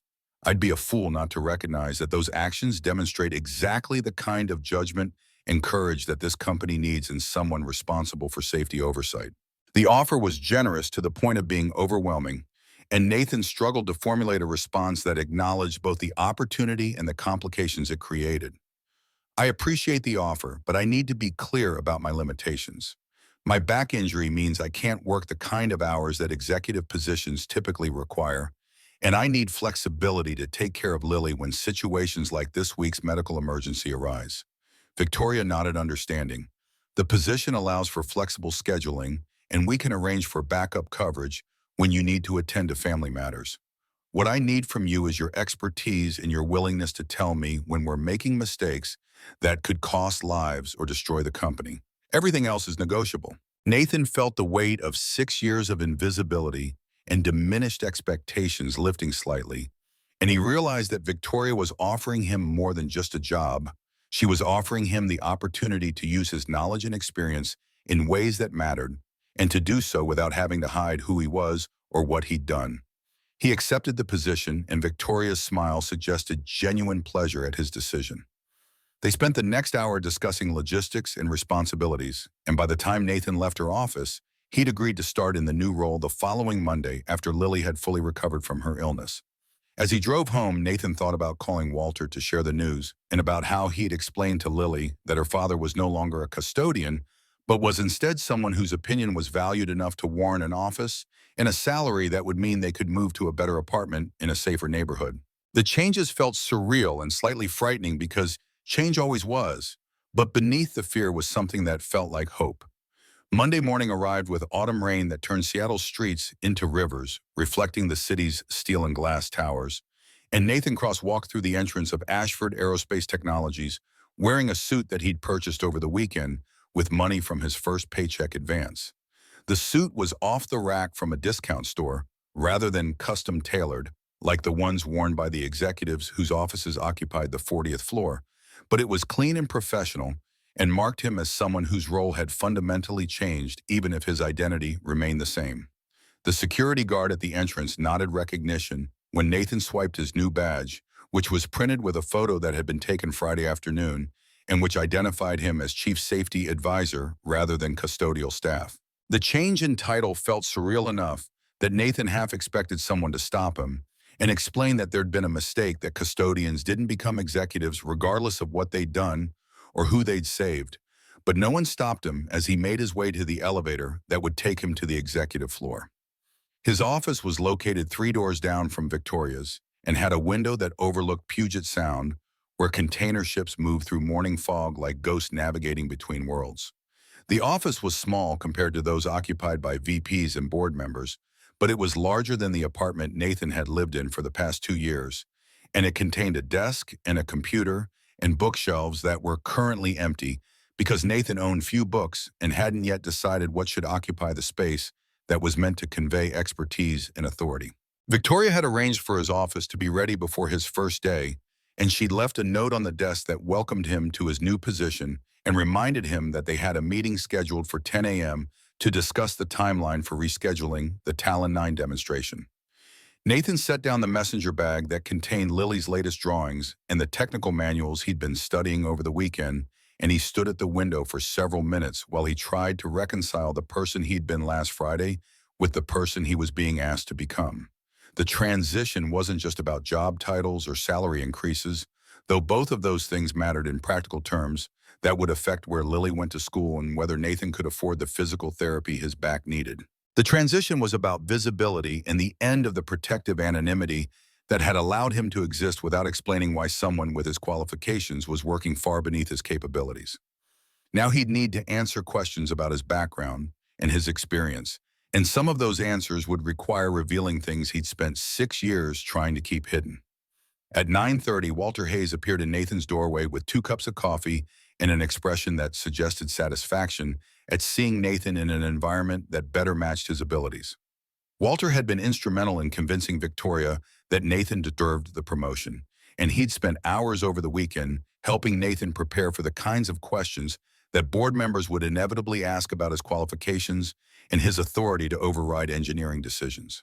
They sat in Nathan's office while Walter explained the political landscape that Nathan would need to navigate, and the explanation included detailed information about Richard Thornton's opposition to Victoria's leadership and his likely reaction to learning that a former custodian had been promoted to a position that gave him veto power over projects that Thornton considered his domain.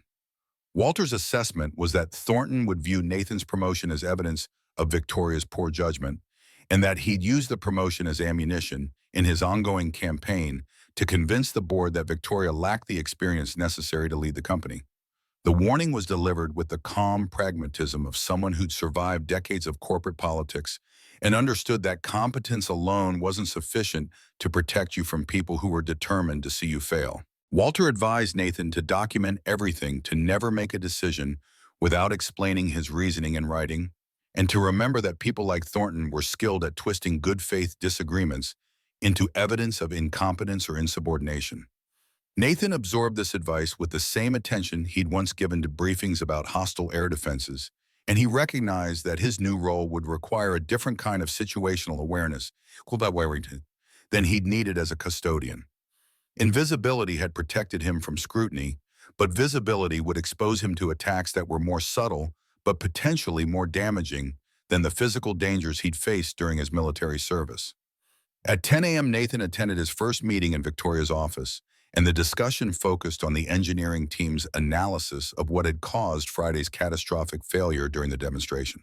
The preliminary investigation had determined that the fire had been caused by a rupture in the auxiliary fuel line that hadn't been identified during pre-flight inspections, and that the rupture had occurred at a weld point that showed evidence of microscopic fractures that had propagated under stress until the line failed completely. Dr. Helen Kim presented the findings with the methodical precision that Nathan had come to expect from her, and her conclusion was that the weld had been performed incorrectly during the manufacturing process, and that similar welds throughout the fuel system would need to be inspected and potentially replaced before the demonstration could be rescheduled. The work would take at least 3 weeks, which meant postponing the Pentagon demonstration until mid-December at the earliest. Victoria accepted this timeline with visible frustration, but without the anger that Nathan had witnessed during previous setbacks, and he wondered whether Friday's events had changed her approach to leadership or whether she was simply too exhausted to maintain the aggressive posture that had defined her first 6 months as CEO. When Dr. Kim finished her presentation, Victoria turned to Nathan and asked for his assessment of the inspection and repair plan. Nathan had spent the weekend reviewing the Talon 9's technical specifications and the manufacturing documentation for the fuel system, and his analysis aligned with Dr. Kim's conclusions, but included an additional recommendation that the inspection should extend beyond the fuel lines to include all pressure-bearing components that had been welded during assembly.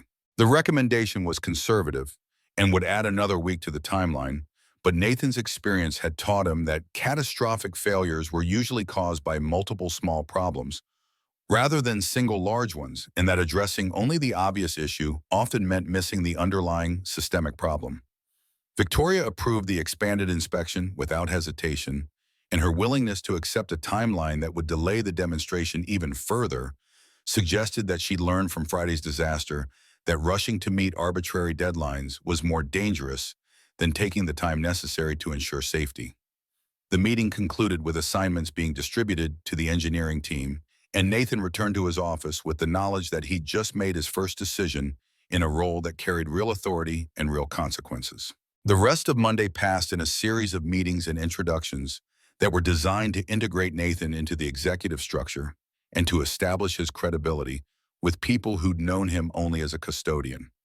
Some of the introductions went smoothly because the people involved had witnessed Nathan's technical expertise or his actions during Friday's fire, but others were uncomfortable because Nathan could see the skepticism in faces that had learned to judge people based on their credentials and their connections, rather than their demonstrated abilities. Richard Thornton was conspicuously absent from all the meetings Nathan attended, which Walter later explained was because Thornton was in Washington, D.C., meeting with Pentagon officials to discuss the demonstration failure and to position himself as the person who could restore confidence in Ashford Aerospace's ability to deliver on its commitments. The absence created a temporary reprieve from the confrontation that Nathan knew was inevitable, but it also meant that Thornton was building a narrative about the company's problems that didn't include context about Nathan's role in preventing even worse outcomes. Tuesday brought Nathan's first interaction with the board members who'd been on the tour when Victoria had used him as a prop for her mockery of people who worked with their hands rather than their minds. The board meeting was scheduled to review the investigation findings and to discuss the financial implications of postponing the Pentagon demonstration, and Nathan had been asked to present the safety assessment that justified the expanded inspection timeline. He arrived at the boardroom 15 minutes early to set up his presentation materials, and he was reviewing his notes when Richard Thornton entered and saw Nathan standing at the head of the conference table. Thornton's expression shifted from surprise to something that looked like contempt, and his voice carried the patronizing tone that people used when they wanted to establish dominance through casual cruelty. "I see we're letting the help use the good china now. Tell me, Mr. Cross, does your new title come with training in how to present to people who actually understand what they're looking at, or are we supposed to just nod politely while you explain things you learned from mopping floors?" Nathan had expected hostility, but not quite this level of open disdain, and he felt the familiar tension that came from being attacked by someone who held power over your livelihood. But he'd survived worse attacks than verbal contempt, and Walter's advice about documentation and reasoned responses echoed in his mind as he formulated his reply. "My presentation will focus on the technical analysis of the fuel system failure and the rationale for expanding the inspection scope beyond the immediate failure point. If you have specific concerns about my qualifications to assess these issues, I'd be happy to discuss my background after the meeting. The response was professional and non-confrontational, which seemed to disappoint Thornton because he'd clearly been hoping for defensiveness or anger that could be used as evidence of Nathan's unsuitability for his new role. Before Thornton could continue the attack, Victoria entered with several other board members, and the meeting began with Victoria providing an overview of the investigation findings. Nathan's presentation came next, and he walked through the analysis with the same methodical precision he'd learned from giving mission briefings, where lives depended on everyone understanding exactly what the plan was and what could go wrong. He explained the weld failure mechanism, the evidence of microscopic fractures that had propagated under stress, and the statistical likelihood that similar defects existed in other welds throughout the fuel system. His recommendation for expanded inspection was supported by data and by analogies to similar failures that had occurred in other aerospace programs, and he concluded by noting that the additional 3 weeks required for comprehensive inspection was preferable to experiencing another catastrophic failure during the rescheduled demonstration. The presentation was well received by most of the board members who asked technical questions that Nathan answered with the confidence that came from actually understanding the systems he was discussing. But Thornton interrupted twice to suggest that Nathan was being overly conservative and that his lack of experience in the aerospace industry was causing him to overestimate risks that more seasoned professionals would recognize as acceptable. The second interruption crossed the line from skepticism into something that felt personal, and Nathan saw Victoria's jaw tighten in the way that suggested her patience with Thornton's behavior was approaching its limit. She cut off Thornton mid-sentence with a tone that left no room for argument. Richard Mr. Cross's assessment is based on both theoretical analysis and practical experience that exceeds what most people in this room possess, myself included. If you have technical objections to his methodology, I'd be interested in hearing them. But questioning his qualifications or his judgment without providing substantive counter-arguments isn't productive and isn't appropriate, given that he's been hired specifically to provide the kind of independent safety oversight that prevents disasters like Friday's fire. The rebuke was delivered in front of the entire board, and Thornton's face flushed with anger that he tried to mask as professional disagreement. He offered no technical counter-arguments because he clearly didn't have any, and the meeting continued with the board ultimately approving the expanded inspection timeline and the associated budget increase. After the meeting, Walter pulled Nathan aside and explained that Victoria's public defense of Nathan would make Thornton even more determined to find ways to undermine both of them, and that Nathan should expect increased scrutiny of every decision he made going forward. The warning was delivered without dramatics, just a straightforward assessment of the political reality that Nathan now occupied, and Nathan acknowledged it with the same acceptance he'd learned to apply to any situation that involved being targeted by people who wanted him to fail. The next 2 weeks passed in a blur of technical meetings and inspection reports, and the gradual discovery that working as an executive required different skills than working as a custodian, but was equally exhausting in its own way. Nathan spent his days reviewing engineering analyses and his evenings helping Lily with homework that was becoming increasingly sophisticated as her teachers recognized that she needed challenges beyond what the standard curriculum provided. Lily had recovered fully from her meningitis, and Dr. Okonkwo had cleared her to return to school with no restrictions on her activities. The medical bills that Nathan had been dreading arrived and were covered entirely by the executive health plan that Victoria had authorized, which meant Nathan could redirect the money he'd been saving for medical expenses toward moving to a better apartment in a neighborhood where Lily could walk to school without Nathan worrying about her safety. The new apartment was in Fremont, a neighborhood that was more expensive than Beacon Hill, but which had better schools and lower crime rates, and windows that looked out onto trees rather than alleyways. Nathan signed the lease on a Saturday morning and spent the weekend moving their possessions with help from Walter and Mrs. Chen, who'd insisted on coming along despite being 73 years old and having no business carrying boxes up 3 flights of stairs. Mrs. Chen cried when they said goodbye, not because she was sad, but because she was happy that Nathan and Lily were moving up in the world, and she made Nathan promise to bring Lily to visit at least once a month because she'd grown attached to the little girl who drew airplanes and asked questions that made adults think harder than they wanted to. Nathan promised, and he meant it, because Mrs. Chen had been family when he'd had no one else, and that kind of loyalty deserved to be honored. On the third Monday of Nathan's tenure as Chief Safety Advisor, Richard Thornton called an emergency board meeting without consulting Victoria, which Walter explained was a violation of corporate bylaws, but which Thornton was apparently willing to risk because he decided that the time had come to make his move against Victoria's leadership. The meeting was scheduled for 2 p.m. and the agenda item was listed simply as Leadership Review and Succession Planning, which was corporate euphemism for attempting to remove Victoria as CEO. Victoria learned about the meeting from her assistant 30 minutes before it was scheduled to begin, and she immediately called Nathan and Walter to her office to discuss strategy. Her face was pale with anger, and her hands were shaking slightly as she explained that Thornton had spent the past 2 weeks building support among board members who were concerned about the company's financial performance and the delayed Pentagon demonstration. Walter's assessment was that Thornton had probably secured enough votes to force a leadership review, but not enough to actually remove Victoria, which meant the meeting would be a test of whether Victoria could defend her decisions persuasively enough to maintain the board's confidence. Nathan's role would be to provide technical support if questions arose about safety protocols or inspection timelines, and to be prepared to explain why his recommendations had been necessary rather than excessive. The board meeting began at 2 p.m. in the conference room, where Nathan had given his first presentation 3 weeks earlier, and the atmosphere was tense enough that Nathan could feel it pressing against his chest like physical weight. Thornton opened the meeting by expressing concern about the company's direction under Victoria's leadership, and he spent 15 minutes outlining a case that Ashford Aerospace had suffered multiple setbacks during Victoria's tenure, and that these setbacks suggested a pattern of poor judgment and inadequate oversight. The case was constructed carefully to avoid direct criticism that could be easily refuted, instead relying on implications and suggestions that the board members were left to interpret on their own. Thornton mentioned the demonstration failure without acknowledging that Nathan had identified two critical problems before they could cause even worse disasters.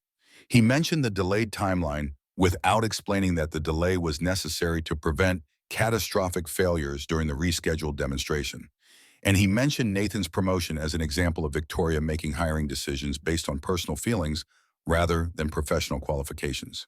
Victoria responded with a defense that was both passionate and technically precise, explaining that every decision she'd made had been based on sound reasoning and expert advice, and that the setbacks the company had experienced were the result of manufacturing defects that had existed before she'd become CEO rather than problems created by her leadership. She pointed out that Nathan had saved the company from disasters that would have resulted in loss of life and loss of contracts worth hundreds of millions of dollars, and that promoting him had been one of the best decisions she'd made since taking over from her father. The exchange continued for nearly an hour, with different board members asking questions and expressing concerns, and Nathan watched the dynamics shift as Victoria's defense gained traction with people who'd been uncertain about whether to support Thornton's motion. But the turning point came when Walter Hayes stood and asked to be recognized, and his voice carried the weight of someone who'd earned the right to be heard through decades of service to the company.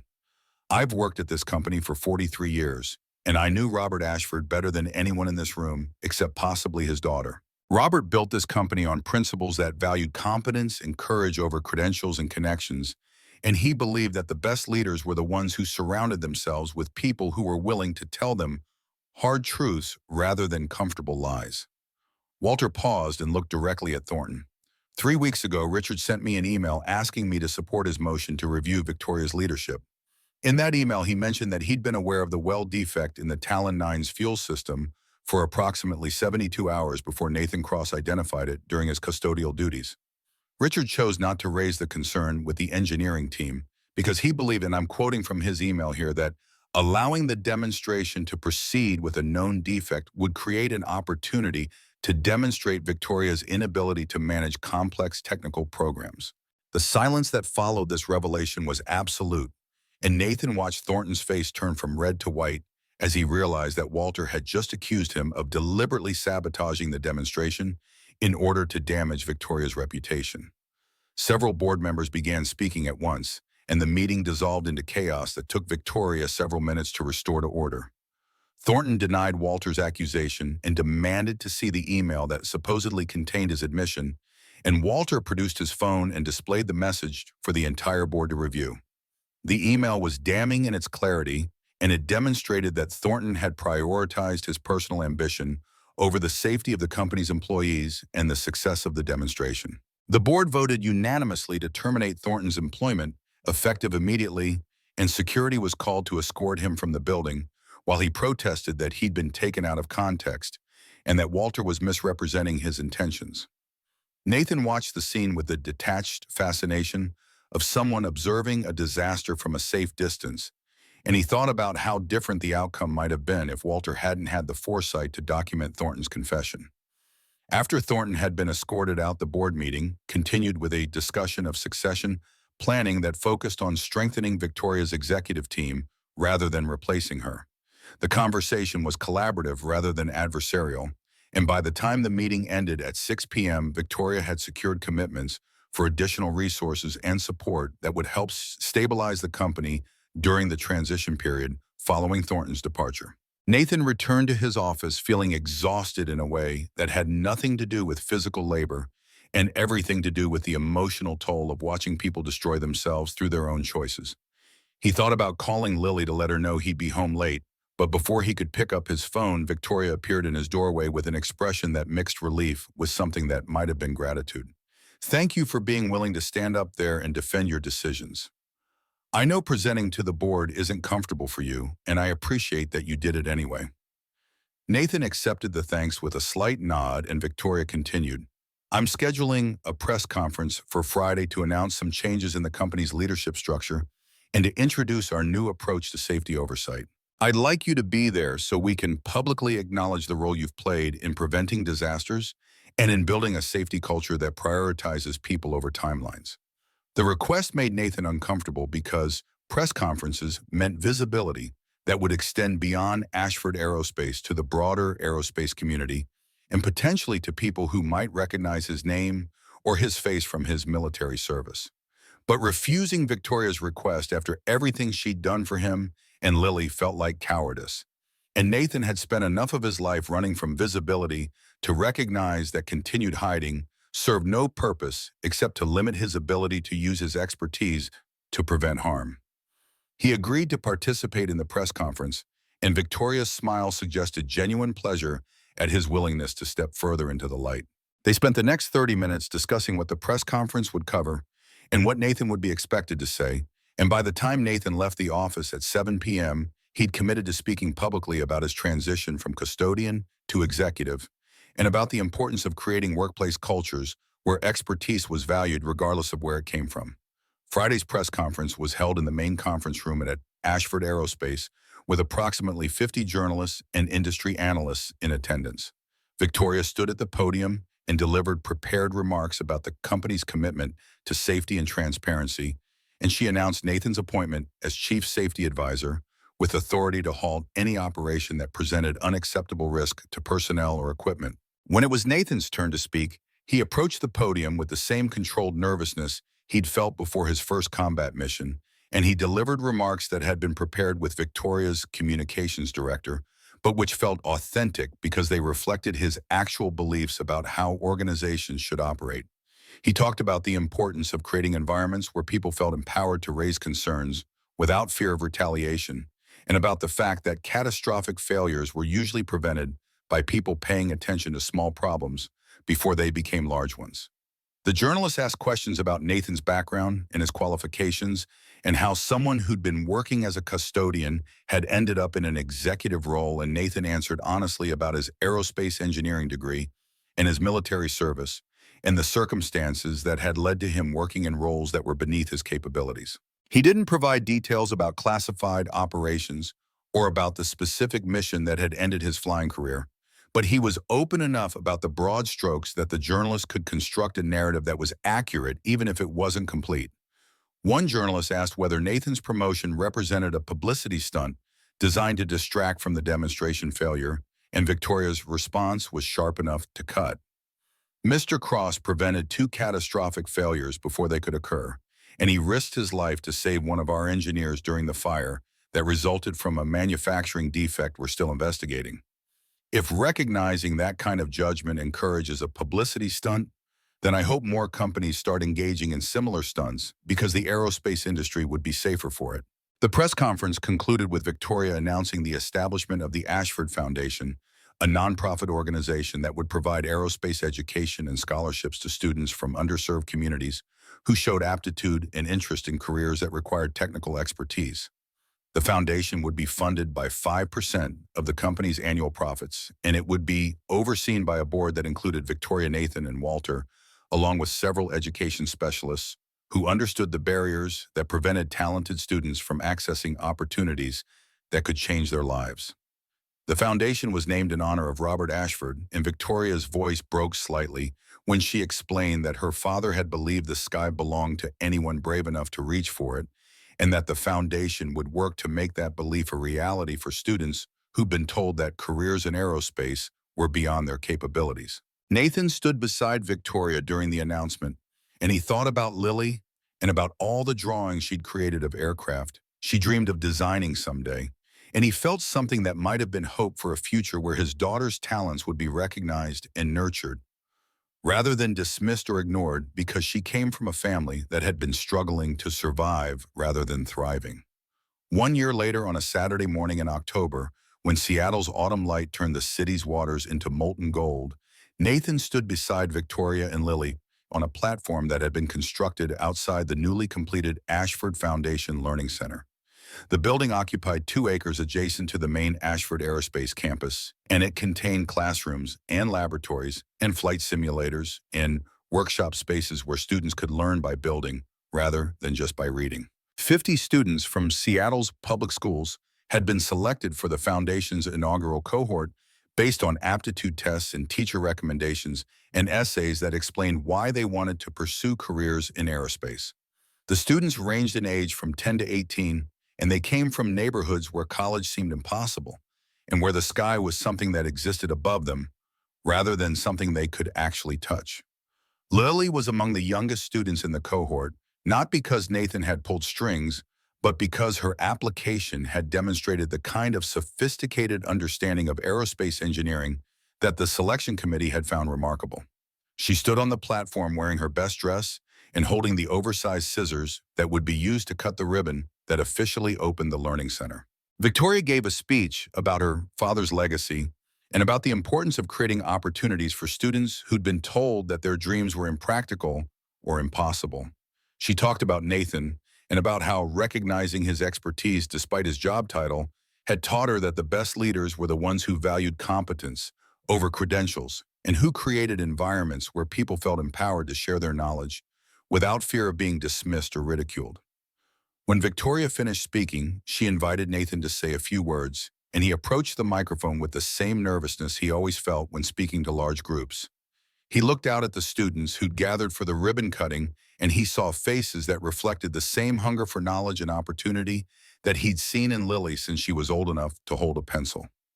Someone asked me once whether anyone can learn to fly, and my answer is the same now as it was then. Anyone can learn to fly if they're willing to fall first. Not because falling is necessary for flight, but because being willing to fall means you're brave enough to try something that might not work. This building exists because people were willing to try things that might not work, and because they kept trying even when the world told them to stay on the ground where they belonged. He paused and looked at Lily. My daughter taught me that losing your wings doesn't mean losing your sky. It just means learning different ways to fly, and sometimes the most important flight is the one that lifts other people up rather than lifting yourself. This foundation is about teaching students that the sky belongs to everyone willing to work for it, and that the only limits that matter are the ones you accept instead of the ones you challenge. The ribbon was cut, and the students poured into the Learning Center with the excitement of people discovering spaces that had been designed specifically for them. Nathan watched them explore the flight simulators in the wind tunnels and the workshops where they'd build model aircraft and learn the principles that governed how machines conquered gravity, and he felt a peace that had eluded him since the day his spine had shattered against the Nevada cliff face. Victoria stood beside him, and her voice was quiet when she spoke. My father would have been proud of this. He spent his life building machines that touched the sky, but I think this might be a better legacy than any aircraft he ever designed. Nathan nodded agreement, and they stood together watching the students, while above them the sky stretched infinite and blue and full of possibilities that hadn't existed a year ago when Nathan had been mopping floors and trying to remain invisible. He'd lost his wings, but he'd found something that mattered more, and the weight of that knowledge felt like the closest thing to redemption that someone with his history could hope to achieve. Lily appeared at his side and slipped her hand into his, and her smile was bright enough to rival the October sun. One of the instructors had explained to her how the flight simulator worked, and she'd immediately understood the control systems well enough to suggest improvements that the instructor had said were actually quite clever. Nathan squeezed her hand and told her he was proud of her, and she leaned against him with the easy affection of someone who'd always known she was loved. The afternoon passed with demonstrations and tours and conversations with parents who were struggling to understand how their children had been selected for opportunities that seemed too good to be real.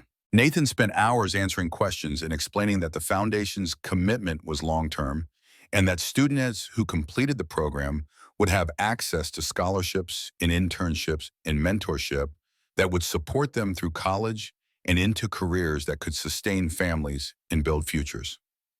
By evening, the crowd had thinned, and Nathan found himself standing alone in one of the workshops looking at the tools and equipment that students would use to transform theoretical knowledge into physical reality.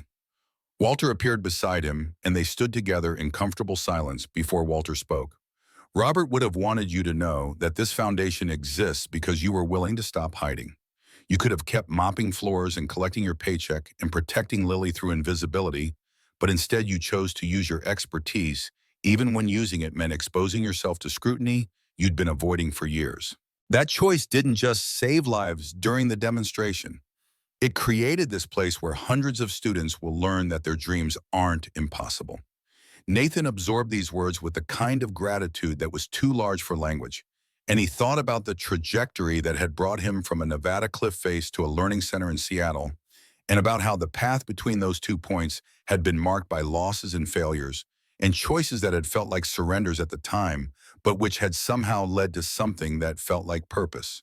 He thought about Claire and about the promise he'd made to let Lily fly, and he understood finally that keeping that promise hadn't required him to regain his own wings, but had instead required him to build places where other people's wings could develop and strengthen and eventually carry them towards skies they'd been told were beyond their reach. The steel wings tattooed on his forearm had once marked him as someone who belonged to an elite squadron that officially didn't exist, but now they marked him as someone who'd learned that the greatest flight wasn't the one that carried you highest, but the one that showed others how to rise.